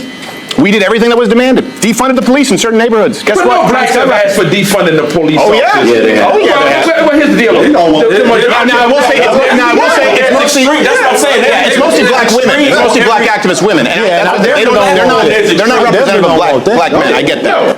Just like the guy who killed the lady on the bus that you were talking about earlier, right? He doesn't represent Black America and what he did. I mean, listen. Here's where he does. Just listen to me here. Here's where he does. Here's where he does to a lot of people. This is what I'm just trying to, because last time I sat and listened, but I want you to hear something really important. Here's where he does. Young white, that person's parents, that person's relatives, look at it and go, wait a second. This guy was out 14 times, and the reason he was out 14 times was because a black female judge, in the name of restorative justice, who has received funding from NGOs, said, we're going to have cashless bail and catch and release and the IOU policy in the name of racial justice. So people are going, my daughter's dead because it would have been racist to keep this guy in jail. You need to understand that, right? You understand it, though, right? Because you just made those same judgments about people who existed 150 years ago. Yeah. But this is someone's sister. Her flawed judgment does not represent the opinion of black people, number one. Okay, it represents a systemic correction. Well, let's talk about systemic correction. And you know what the problem really is? When you defund our opportunities to provide adequate psychiatric institutionalization for those kind of people, that wouldn't have happened. Because let me tell you something, even as a black person, as a judge, if you come before me 11 times with all of the information that you provided me with, you know what, before I release you, you know what, I'm going to have you committed to an institution, because number one, the greater good is for me to preserve public integrity, and that's on both sides of the spectrum. I don't give a damn if you're black or white. Why do you think they're not committing him to an institution? Because there's no funding available. No, they were shut down in the name of restorative racial justice. And that's why he wasn't institutionalized. And his family he should have been in prison too. His family pushed against it in certain like some of them cases where they were in court, his family was saying, don't put him in there. I know, and who gives a But I'm just saying, that's part of it. But when you only include the part that says the judge, you're not giving the whole story. And that's what media ends up doing, that creates these tensions in people. They straw man's conversations and only tell part of it. No, it's not a straw. The tension is there. That's what I'm trying to tell you. The tension is already there. White people are afraid to go in black neighborhoods because so should black people be afraid to go to school because a white person go come shoot the school up? Because every time we see that, that's what keeps happening. It's not even close. But now you're going to ignore. Now you're going to ignore it. I'm scared to go to church. You're scared to go to church, but you're sitting in the barbershop with almost 12 black men. Come on, Steve. Now let's be realistic. Who do you think's more at risk sitting down right here? Exactly. He know he's not in danger around us. I'm much more at risk. We don't do that. And here's an irony. You know, I just watched my friend die, right? Steve, let me say this. Know what bothers me about white people, and this is kind of everything. No, not everything. Not everything. We smell like wet dog or something. I've heard all this stuff. Let me tell you what bothers me about white people. Let's be honest here, because I work with a lot of white people, so I have nothing against them at all. Let me be honest with you. But the problem the biggest problem that I have is that you constantly get bombarded with the excuses, all right? When you really come down to it, let's be honest, man, and let's be really truthful with one another. Ask yourself, what do you expect when you look at architectural oppression, economic depravity, and social disparity? What would you call it? Bad decisions. Huh? Bad decisions. Bad decisions. Yeah, I think right now in 2025, it's bad decisions. I think everyone can make better decisions. And you know what? I'll even go here with you. In all fairness, I think that's absolutely true. So my question for you is, how do we move past this? Yeah. Okay. How do we move past I agree with you. I agree. And I think maybe we'll find some common ground here. If we agree there is personal accountability and bad decisions, and I think we also all agree that feminist white are the worst demographic in the country, along with lesbians. There's a great book that says that they were her product. See, that's what I'm saying. Like, I'm telling you, like, believe me, I don't have hold on, let me just clarify, and I mean that. Angry white feminist and lesbians, because if they didn't vote, we wouldn't have half of the shit. But, and this is one thing I appreciate about black men, that white men are so, black men can talk about these things, and black men are okay being masculine. White men are told it's sexist. There's a lot there. Personal accountability decisions. Now, just take that and apply it. What you kind of just did here is you blamed white people, without realizing it, for systemic discrimination, and that removes autonomy from a white person to be accountable and also rewarded for their good decisions. So if we agree it's bad decisions, personal accountability, we'd all be against reparations, and we'd all be against the criminal justice reform. I'm definitely for reparations. I'm for reparations. See, that to me, you said excuse. Yeah. That sounds like an excuse to me. You ain't paid me back. You ain't paid me for what you owe me. What did I take from you? You can't start another bill until you pay this old bill. What did I take from you? You didn't take your ancestors. But you just said you. Well, when I say you, I meant it as a euphemism. But can you understand why white people hear it and get pissed off? Yeah. Because I can take shit. But they not mad about the advantages that were built into their lives. So you want young people to pay? Sounds like an excuse. And even without paying us back, Steve, know what my thoughts are on this here. Give us an opportunity to exercise our ability and our autonomy. Let me give you a perfect example. There's a gal right now, her name is Joy Reid. Look up her Joy Reid. She's out of her mind. Look up her educational background. You don't think Harvard gave her a degree just because she was a black person or DEI, do you?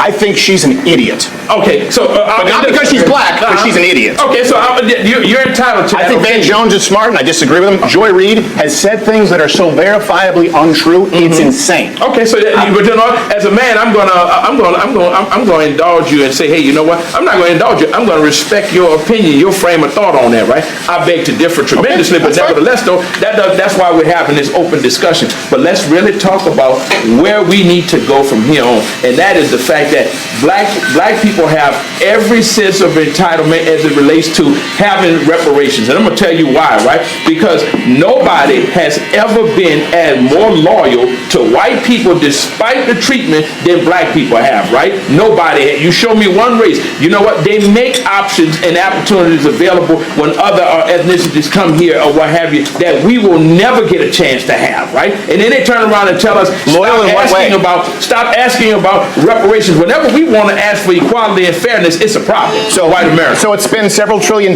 When is it enough? Wait, spend $7 trillion on what? What do we spend it on? Let's go back to Lyndon Johnson. Dude, I don't know, man. I think this is pretty funny. The Joy Reid comment, man. Oh my God. The reparations. I think it's stupid. Yeah, the reparations is like, come on, man. Like, it's not for that. Why would you think that you're owed money? Why? The way I look at it, man, like, I think the government owes me all my taxes for my entire life. That's who owes me money. Yeah. But, you know, like when it comes to reparations, like, man, I don't know anybody in my family that had slaves. I've gone back in my family history. Like, are you supposed to pay reparations? You know, like you're Puerto Rican. So I went back in my family history. Yeah.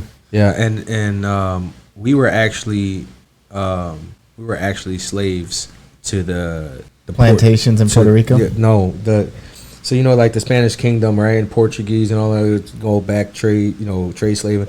That during that era, my family came from that slave trade stuff going on, and that's how we became. That's how I got Portugal or whatever in my bloodline because of that. Yeah.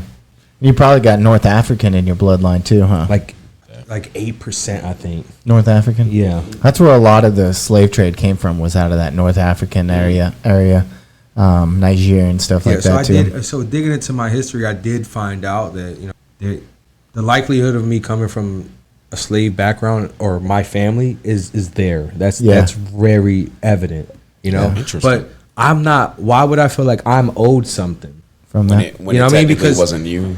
It's like this. I can argue from both sides. When I look at my family, I think that the generation before me, like they were, still they're like when I look at them today, they're still struggling.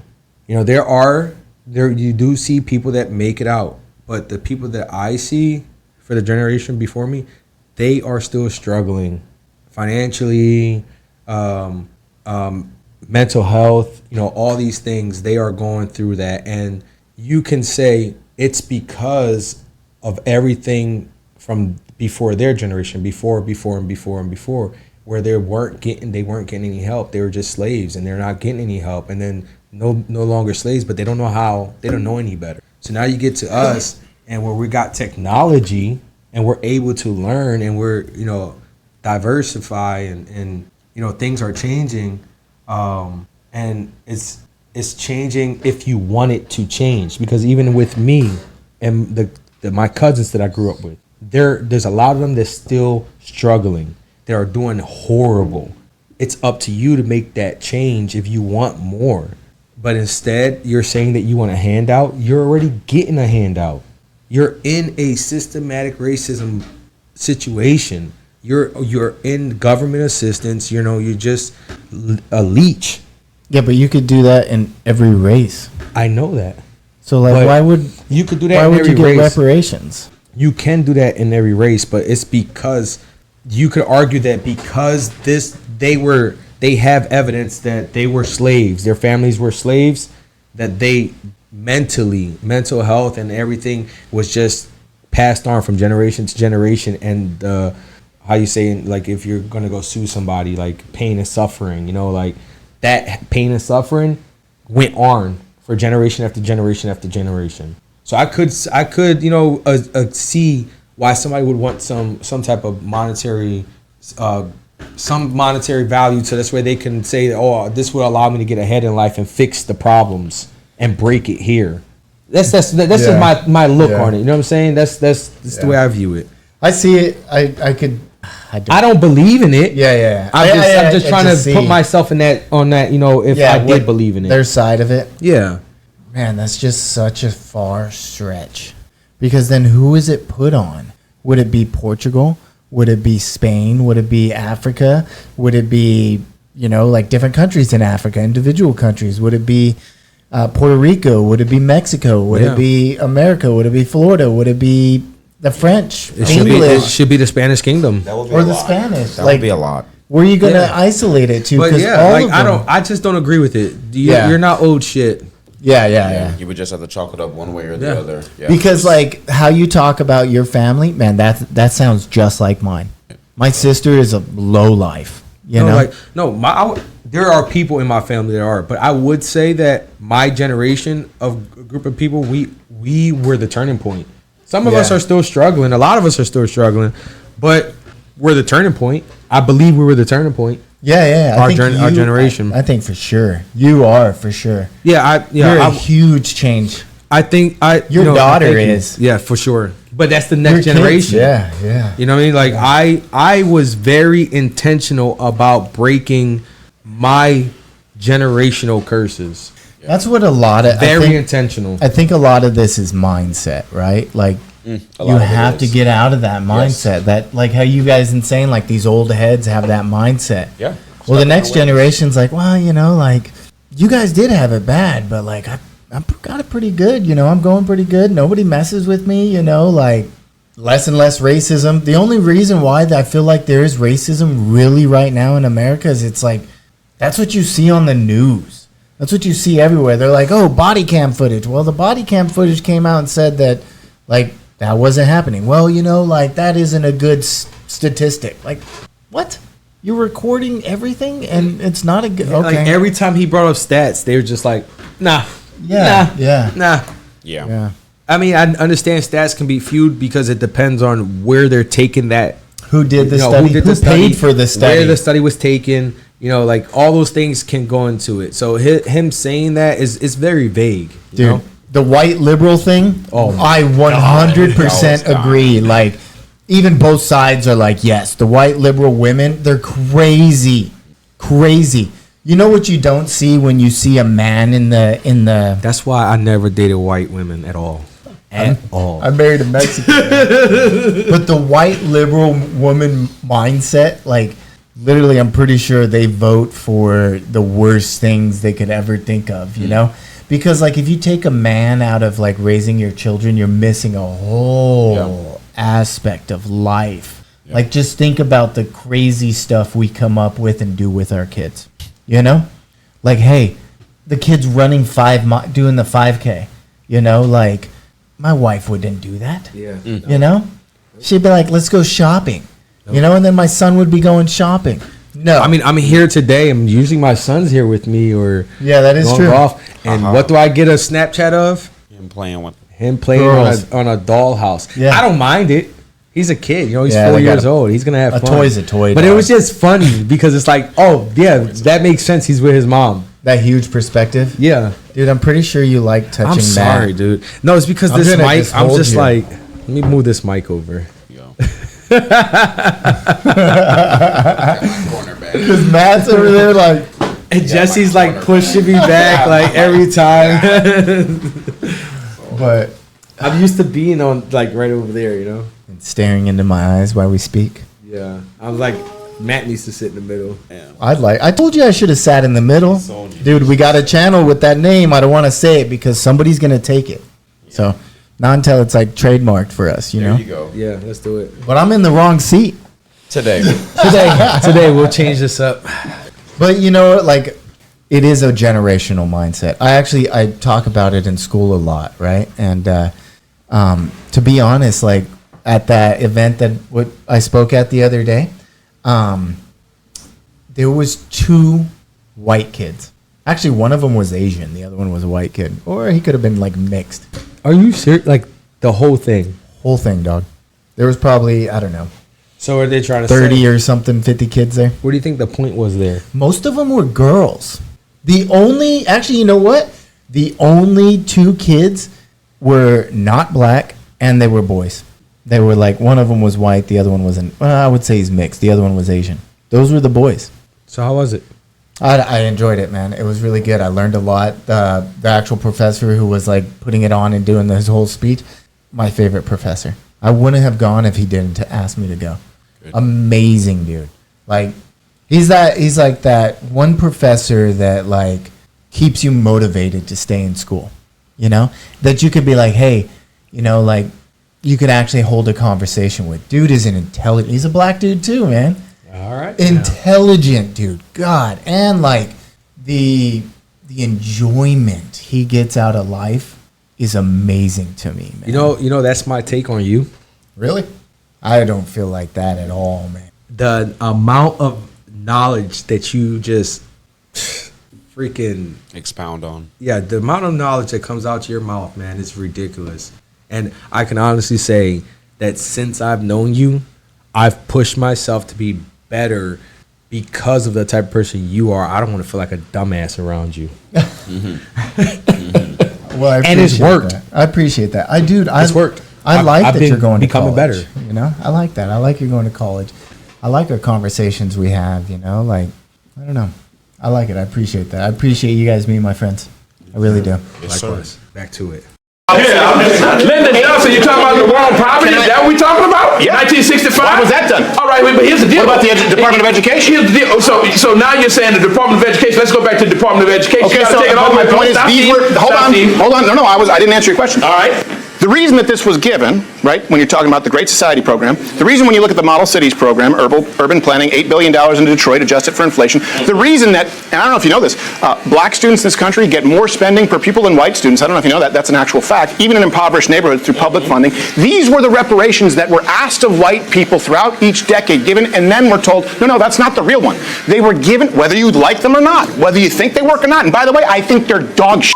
I think we should completely suspend the Federal Department of Education. I think the Texas state could do a much better job. But those were done in the name of racial reparations because they were demanded, and now it's not enough. You say that, but Steve, listen. You say we should suspend the Department of Education. I agree with you, because it's so why would they do it correctly? It's not just because it was done in the name of racial justice that it was done incorrectly. That's the reason for it. I'm saying that's the reason for it, but along the way of trying to achieve racial justice, you just did it wrong. But let me ask you, that's my point. You say people did it the way we were asked. Your reasoning was right. Your approach was wrong. So now you make some 20-year-old kid pay? No, but you came out and said something that was interesting just now. You said that you're against the.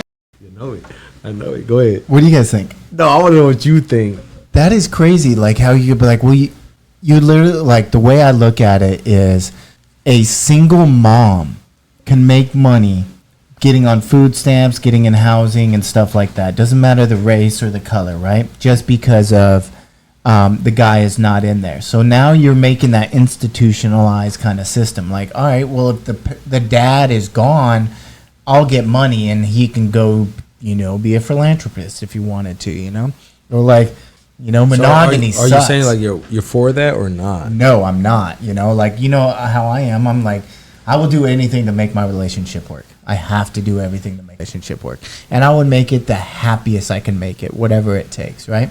To keep that, right? Because like if you lose that father in your parent or in the kid's life, they're literally missing half of what we do for our kids. Just back to that Snapchat, right? You were like, man. And then you got those liberal crazy white women that are the divorce rate is crazy high for them, right?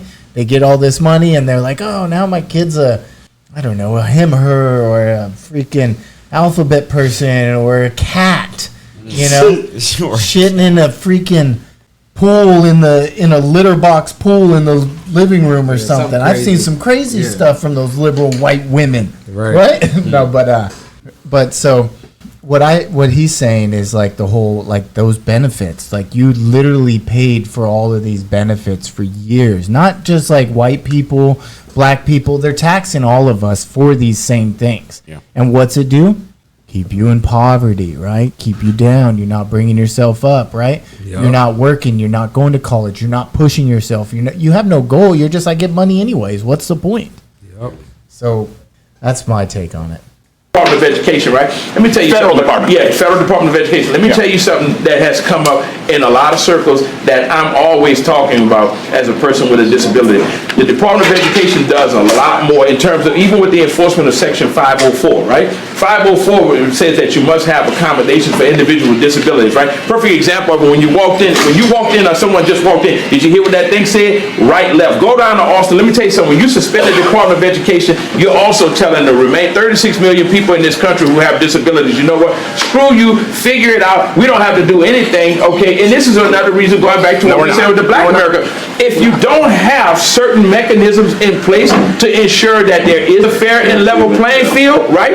Guess what? The controlling party that's in power, or what have you, are not going to say, hey, wait a minute, let's look at this other disenfranchised segment of the community or what have you, and see how can we provide. I'll disabuse you of that notion. Okay, let me disabuse you of that notion. Go ahead. Over $3 trillion adjusted for inflation, right? The Department of Education, early 70s. Okay, before that they were run by states. Over $3 trillion. What are math scores? What are literacy scores now? In both depends on what part of the country you're asking that about. Correct. Across the board. Across the board. You can't go there because I'm gonna tell you why you can't go there. Hold on. I'll answer the question. Because then I'll show you an example of something that actually works, because we need solutions. They're across the board down. In other words, $3 trillion, test scores are worse. And they're even worse in poor areas where there's more spending. Do you know where black students in New York City actually do really well? White Catholic schools, where they have more students per teacher, on average 35 plus. In other words, they have fewer teachers, It's done privately. Charter schools, school choice is something I support. That means for everyone in this country. Can't do it because it's racist. Let's look at the academia, though. Okay, that's why it's being fought. When you start talking about that, what have you? When you talk about test scores, we can go just north versus south, or what have you. Let's look at the quality of education that's in these schools, or what have you. Are you going to tell me that it's a standardized academic agenda that's promoted throughout this country, or is it a fact that some people have a different education level than black? Listen, I work with people. They're bad across the board. I work with people every day that are out the north that have far excelled in that's absolutely true. Than we have. Bro, like they're gonna continue doing this thing, and they're ultimately agreeing on the same thing. Like They just don't know how to say it. They don't know how to say it. They remind me of a lot of what I do with my mom. What he said, right? What he says about like defunding the Department of Education, the federal Department of Education. What that does is, to me, is I think the state should be able to control their own education, right? There should be, like, if there is a federal department, it should be like, hey, this is what the test scores need to be. Yeah. You need to get there. You need to regulate it to get there. Right? You need to set that SOP, that standard, right?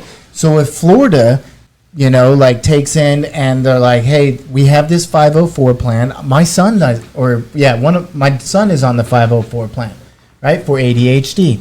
You can get on the 504 plan for a lot, if you want to talk like Donald Trump, right? Of different things. And that'll help you get other assistance easier, or like you could take your test a little different. It all depends on what's actually developmentally wrong with your kid or whatever, And that could follow them even into college.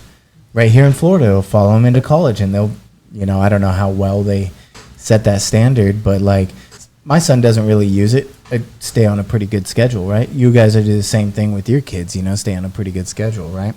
But so those things that he's talking about is just like defunding the federal education system is cutting out all of those non-teachers. Why can't we have, like a 1 to 10 student ratio for our schools? Have you have you looked into Epic Academy? No. They're right here next to the yoga studio, not too far from the yoga studio. Oh, yeah. They got that spot, and now they got a little office down on Main Street. There was Their one school is broken up to two sessions a day, much, right? I'm talking to you, that's why. Their school is broken up to 2 sessions. So they have an 8 a.m. to 12 p.m. and then a 12 to 4. And that 8 a.m. to 12, or the 4-hour block, they're covering only major topics. They're not going over history and all that other stuff. They're focused on math, English, science, whatever the other topic is. Right, STEM. Then on certain days, they go out. They take the kids to a farm. Yeah. They do things at the farm. They take kids to an actual, to go to a PT event. It's almost like a semi homeschool kind of thing. Kind of like a homeschool. Structured, but I've heard of things like that. It's it's small academy. Yeah. It all is. It's what you want your kids to do. Like I like arts. Like, why do I want my kid to go to school and waste an hour on art? I like art. Well, right? They could do that at home. Right, I agree. I that's time that I should be able to have with my kid. But if you guys want to harp on some funny liberal women again, like guys, right? Guys think logically. And those white crazy liberal women are like, you can go be a fairy and paint over here. You cannot. No, the fuck you can't. That's who they're voting for. Shit. White liberal women, right? All right. Pocahontas, she's a Democrat. You looked her up. White liberal woman. I did look her up. Yeah, sure did. Democrat. All right. There's bad and worse. There's no good. Right. There's no good. There's shit in here. And what I'm saying is, here's something where we could find common. I've proposed this, many people have, where we go, look, instead of giving money to a school, like you say, some of these schools suck, right? Instead of just putting, let's say the average spending is $15,000 per student. That's a rounded number. It's anywhere from 13 to 50, okay? If instead of putting that money in the administrative costs at a school, what you do is you say, okay, that's a grant, that's a voucher that attaches to the student, and they can take it to any school they want, so they have to compete. So that kid can now choose where they go to school. Can't do it because it's racist. That's why it's been fought. People say black kids would still be stuck in shit schools than white kids. Why? Well, see, that comes back because they wouldn't be able to transport themselves out of a bad neighborhood. But right now they're stuck with one school. So when you start asking those whys and go down the rabbit hole of why and start asking, okay, well, why would somebody say that? Well, this is why. Well, I'll tell you why they really say it. And then the teachers unions. Because the teachers unions? Yeah. It doesn't make. In other words, if a black kid right now has to go to because in certain communities where they don't have certain resources, it's a lot of kids. Once again, I've raised my kids, graduated 3 kids from. I've been afforded some things in this community that some people down south don't have. Yeah, right. That's a fact. And some of these school events, I'm questioning them like, how the hell y'all expect us to have jobs and still transport these kids to and from these events all throughout the day? But if them people down there had to do it, so you think what we're doing now is better? Because they ain't got transport. Half of them ain't got transportation. I think we need to go back to the real truth and the real truth. Because that's what I'm saying. Because they're in impoverished areas, and we already know based on how we see. So then how do we fix it? We have to pay for a car, don't even have grocery stores. No, of course not. Those same areas that's horseshit. I see everyone here has a smartphone. You can literally order any food that's ever existed on Earth to any municipality cheaper than ever. If you're in an area that already has a lack of resources and you're already low income, how you gonna order something? Go down there.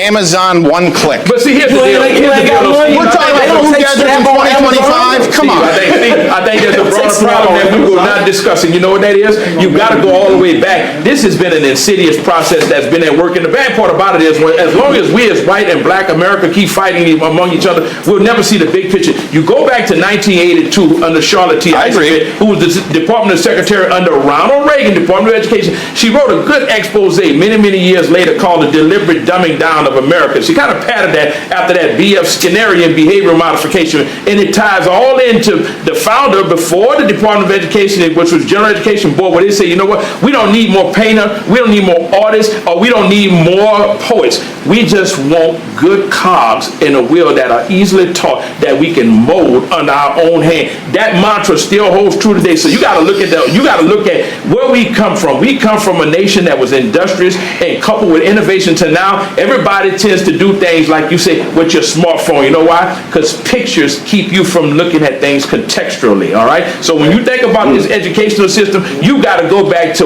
what changed in this educational system and why we're where we are. Because you can't just simply say, yeah, but you can't just simply say that everybody wants to be dumb or everybody in the South. I didn't say everybody wants to be dumb. Okay. Well, tell you this too. Here's another problem why scores are so much lower in this country, especially when you talk about black. Because money doesn't fix a problem. It's that money doesn't. We've thrown money at the problem and it doesn't do shit. Solve the problem at the core root of it and start reforming the real academia. All right. That's.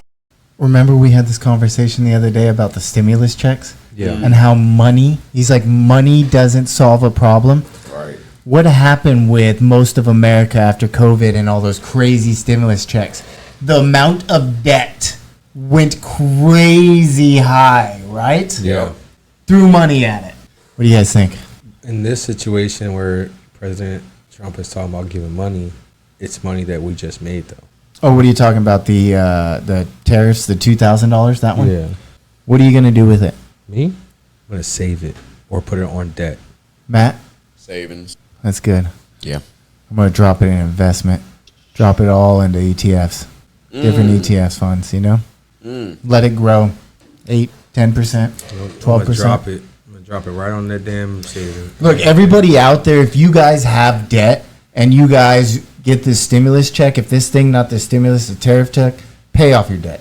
Pay your debt off. Pay it off. Just pay. Don't buy anything else. Just pay your debt off. Don't even plan for that money to go anywhere. Just put it on your debt. And then if you are out of debt, invest that money into something that you feel worth it. Something to grow it in some kind of way. You know, I'm not a financial advisor, but I would definitely probably pay off your debt.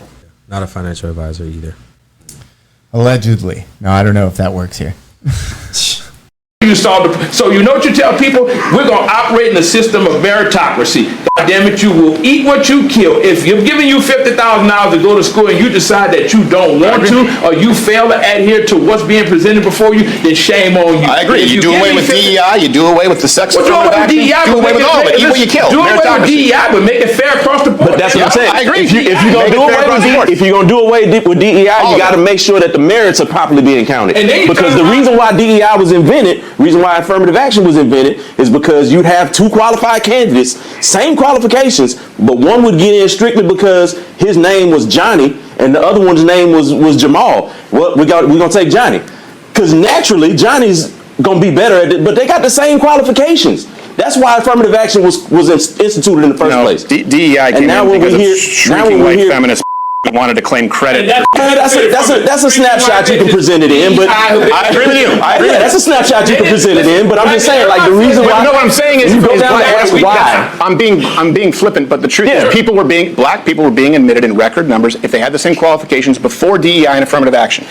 White shrieking feminists wanted to take credit for something that was already happening because people had become less racist, so they can say, tag my white name on there, DEI. See what I did for black people? It's white guilt. And what I'm trying to tell you is, young people who have nothing to do with any of this, their guilt is running out, and you can't escape the violent murder rate. You can't escape them losing opportunities and being blamed for being racist when they're not. And you want those kids to pay reparations? You're creating a generation of racists. That's what's going to happen. And then you're going to have a...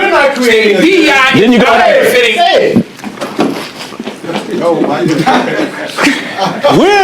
We as a black community, we're not creating a generation of racists.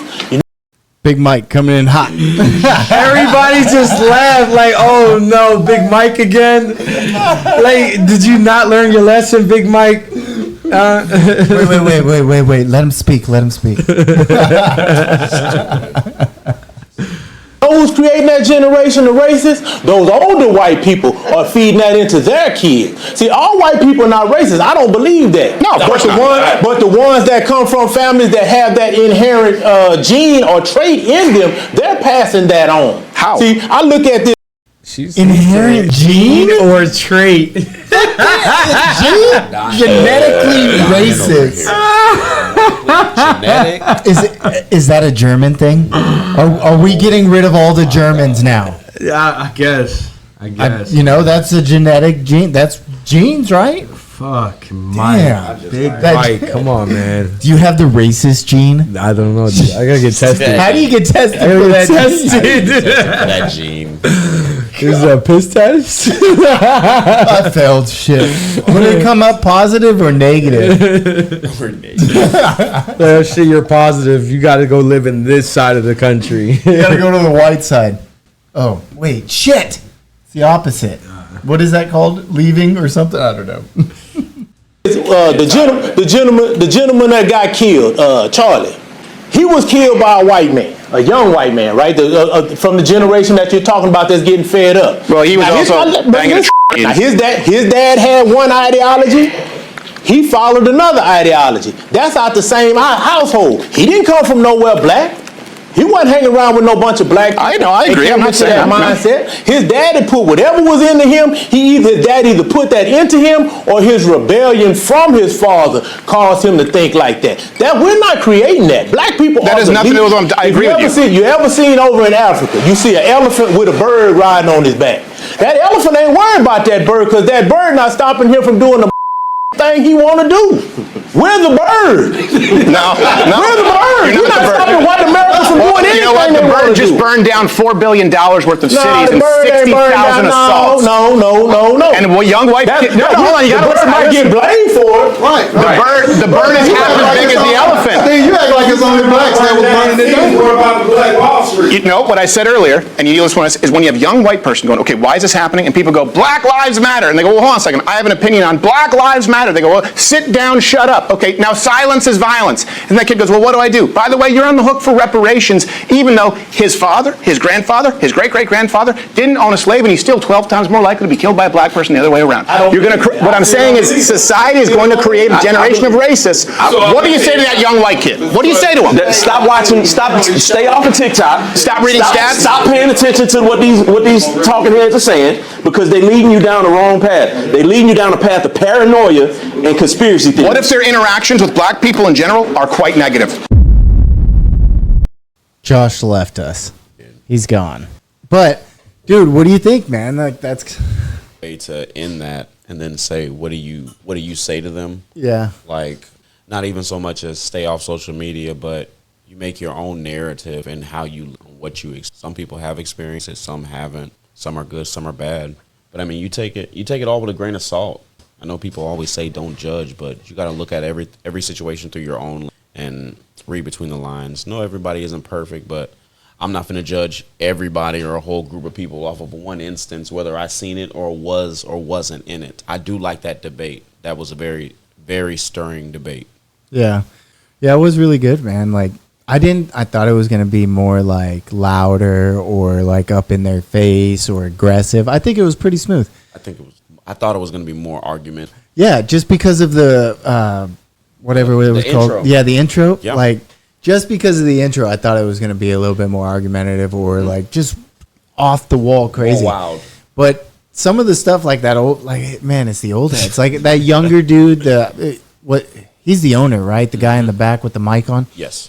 So like he seems more reasonable. Yeah. You know, but like those older heads, like Mike, man, I mean, crazy big Mike over there. He wasn't with it. No, not Mike. I think it's like, I do think he hit the nail on the head when he said he lacks the ability or doesn't have the access to that like the younger generation has. Yeah. Like we had to learn how to research. Mm-hmm. You have to learn how to research. You do. Your own way. Yeah, and it was like my dad, he had his own way.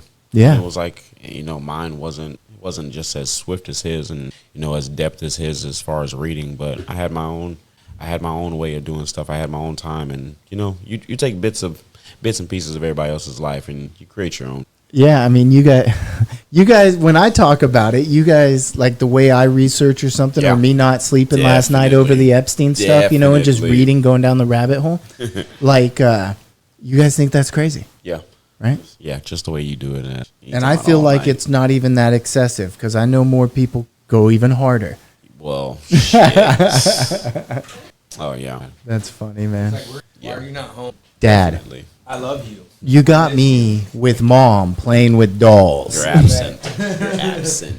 But, nah, man, we were just talking about the reflection of it. It was pretty much the end of it. Yeah. But you got to put your headset on and... Definitely. Yeah, like close out with us, dog. Yeah, man. Damn, you're going to leave us hanging? I'm in trouble. My 4-year-old is kicking the door down. I believe it, man. Yeah. Yep. Dude, he's funny. Like him just hanging out with us, golfing and stuff. I think it's hilarious. We're gonna turn this kid in probably the most badass, epic kid ever. Hanging out with some Neanderthals. Oh man, I was muted the whole time. Yeah, man, I couldn't believe you didn't even hear yourself talking. Jesus. Gotcha. But it's okay, man. I got you, baby. I don't even feel like talking anymore. Yeah. Oh man. Yeah, whatever. But if you can lip read, let me know what I said. Just drop it in the chat. No, I think that was really good, man, and I really appreciate you guys like hanging out with me and telling me. I enjoyed it. Give me all the compliments and stuff, and I'm just gonna stand like this most of the time. You been going to the gym, dog? Matt, you go to the gym? No gym. No gym? Just a home gym. Dude, how was yoga? Great. Oh my God. I really do. I plan on going again, especially now I'm gonna be having these certain hours at FedEx. His hours change. All right, so for everybody out there, like I like yoga, it just zens me out, lets me relax. I absolutely love it. It was great. So I got Josh into it here, I was like, dude, just come with me, man. It's hot yoga. Dude, he's been like, it sucks. It's hard. Like our instructor is pretty rough sometimes, pretty brutal. But like he's stuck with it and got after it. And then he talked Matt into going with us too. So now all three of us doing this hot yoga thing. It's pretty fun. It's I don't know. It's different. Yeah. Matt, man, that I looked back and I'm like, I'm sucking, I'm sweating, I'm trying to like reach my toes, and this dude's like got his face, his forehead on the ground. I'm like,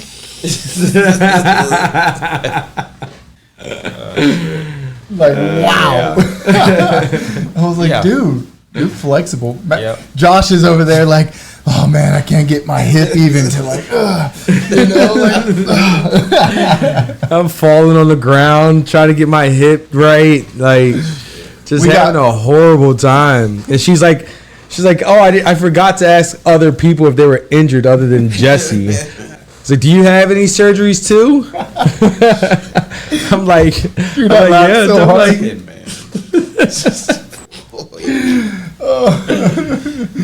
That was funny, man. I look back at, man, I don't know, one day Josh was like trying to sit on this block and like maneuver around, and he looks like he's like belly dancing over there. I was like, dude, you all right, man? He's like, dude, I don't know, man. I can't sit like that. First of all, I was struggling for a whole, like the entire class, like an hour long. And at the very end, he comes scurrying over. He's like, hey man, you know that like how you just like keep moving around? Yeah, you're like extra fucking loud, ruining my time. He's like, yeah, this is how you fix that. I'm pretty sure that's exactly what I said. Because I was like, you take your foot and you turn it like this, and then just tuck it over. Once it's there, just sit it down, drop your hips a little bit. You see how that one on the left is way up there? Eventually it'll come down. Does that feel better, brother? Does that feel better, brother? Dude, and Josh is like, yeah, it does. And I'm like, all right, dude, now you stop messing up my set, dog. Yeah. He's like, it was just extra loud today. And I had to finally come over there and just let you know because, I had my hip surgery. Your hip is fucked up, so I can see it. Yours is pretty high.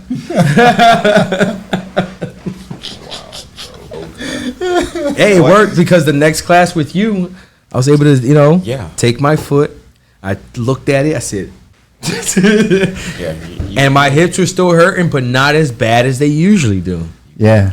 And sitting on that little cushion. Yeah. Like it just pushes your hips forward, Because men's hips are naturally right here, right there, parallel, right there in front of us. Oh, yeah. And women's, they're able to kind of go like this number here, They're open. They're open. Women's hips are open. Men's hips are forward. Yes. Or front or something like that. Not as open. It's a birth thing. I don't know. Definitely not a penis thing. Yeah, are we allowed to say that? Yeah, you can say whatever you want. I mean, we all know it's like tiny. Yeah. But I don't know, man. Yoga is amazing. And golf, dude. Yoga sets my day all the time. I get like such a high, like a day high. Like my day's gonna get really good because it started off zenned out. Get like a grounded feel. Yeah, grounded. Yep, grounded with the earth. I could feel it. Oh man, that's what like sometimes I. But you know what's crazy? It didn't do that for me the last class. What did we do last class? Well, it was that free class, and it was just kind of like a lot of T-pose. Oh, yeah. Oh, that was Gracie. You could tell it wasn't a prepared class. That was Grace, right? Yeah, it was Grace. That's the owner. Yeah, I know. She's pretty cool. She's nice, right? Yeah. She's like. She was cool. I liked her. I thought she was okay. Yeah. Dude, you should come and do Amy's class. I like Amy. I think I just like Amy better. That's it.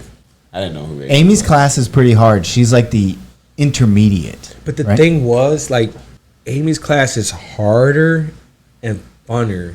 The other class seemed hard, but it really was just the same poses that I struggle with. Yeah. So she teaches why you. It was just like, she teaches you more. Yeah. And I enjoyed it, but at the same time, like, I didn't get the same that I get out of Amy's. Hers is more of I feel it's like instructional. Yeah. And then like Amy's is like, I'll teach you a little bit, but you're going to bring your game.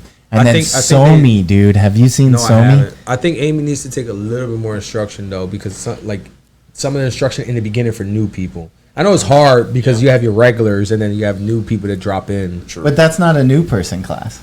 Is there a new person class? So the class that we just took wasn't a new person Is there class? a new person Yeah, class? the one you did, Matt, that was that's like a new person class to hot yoga.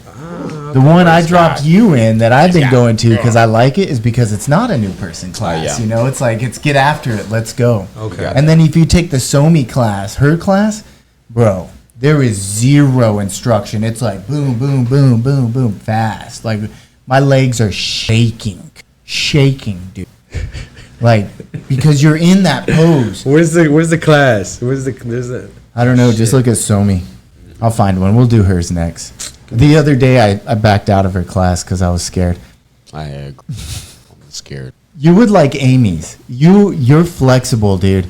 Okay. Like, and you would flow into that because that flexibility allows you to do it. Yeah, the Somi. Yeah, you can have fun with the Somi. She does like it's just the Gracie class you took. Remember how slow it was? Right. That's basic, right? Yes. And then the Amy class, like that's double her pace, right? Like intermediate. Okay. Yeah. And then the Somi class is like quadruple Amy's pace. Advanced. Yeah. Okay. And you're going to be doing some stuff that you would be able to get into, but like I still can't. You know, just like. That I would be able to get into? No. That he would be able to get into? Matt would be able to get into it for sure. Oh. You would be able to get into these positions like the crow, different crow, the headstand, stuff like that. You would get into these positions faster than me. Definitely faster than Josh. I like sure. that. But you would, dude. If Why you took, definitely Why definitely me? Oh man, you're a knuckle dragger, man. You think so? Oh yeah. I see why your wife has difficulty talking to you. You pressed up one of the feet clown key. What makes me a fucking knuckle dragger? I take offense to that. So I was like, Josh, this is how you should do golfing. He's like, man, it just doesn't feel comfortable, so I'm just gonna muscle through the way that feels comfortable. No, those were not my exact words. I said that it doesn't feel comfortable, so I'm gonna make the way that feels comfortable the right way. The right way. I'm gonna make it the right way. That doesn't prove knuckle dragging. That doesn't. Look, man, I'm not a dumb dude. I didn't say you're a dumb dude. I just said you're a knuckle dragger. You rather take the hard way. I've taken the hard way a lot. You know, definitely like drag them knuckles, dog.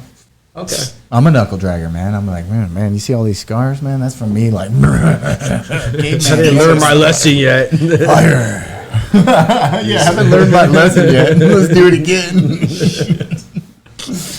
Oh man, that road looks the same. Let's go down that one. That shit hurt, but let's do it again. Right, man. I mean, all right, man. I think we've been at it long enough. I got a lot of editing to do here, so let's end this show. All right, dude. All right, I appreciate you guys coming out, man. Go ahead. Yeah. Hey, it was nice hanging out. Until next time, look forward to speaking more and getting more out of us. Namaste.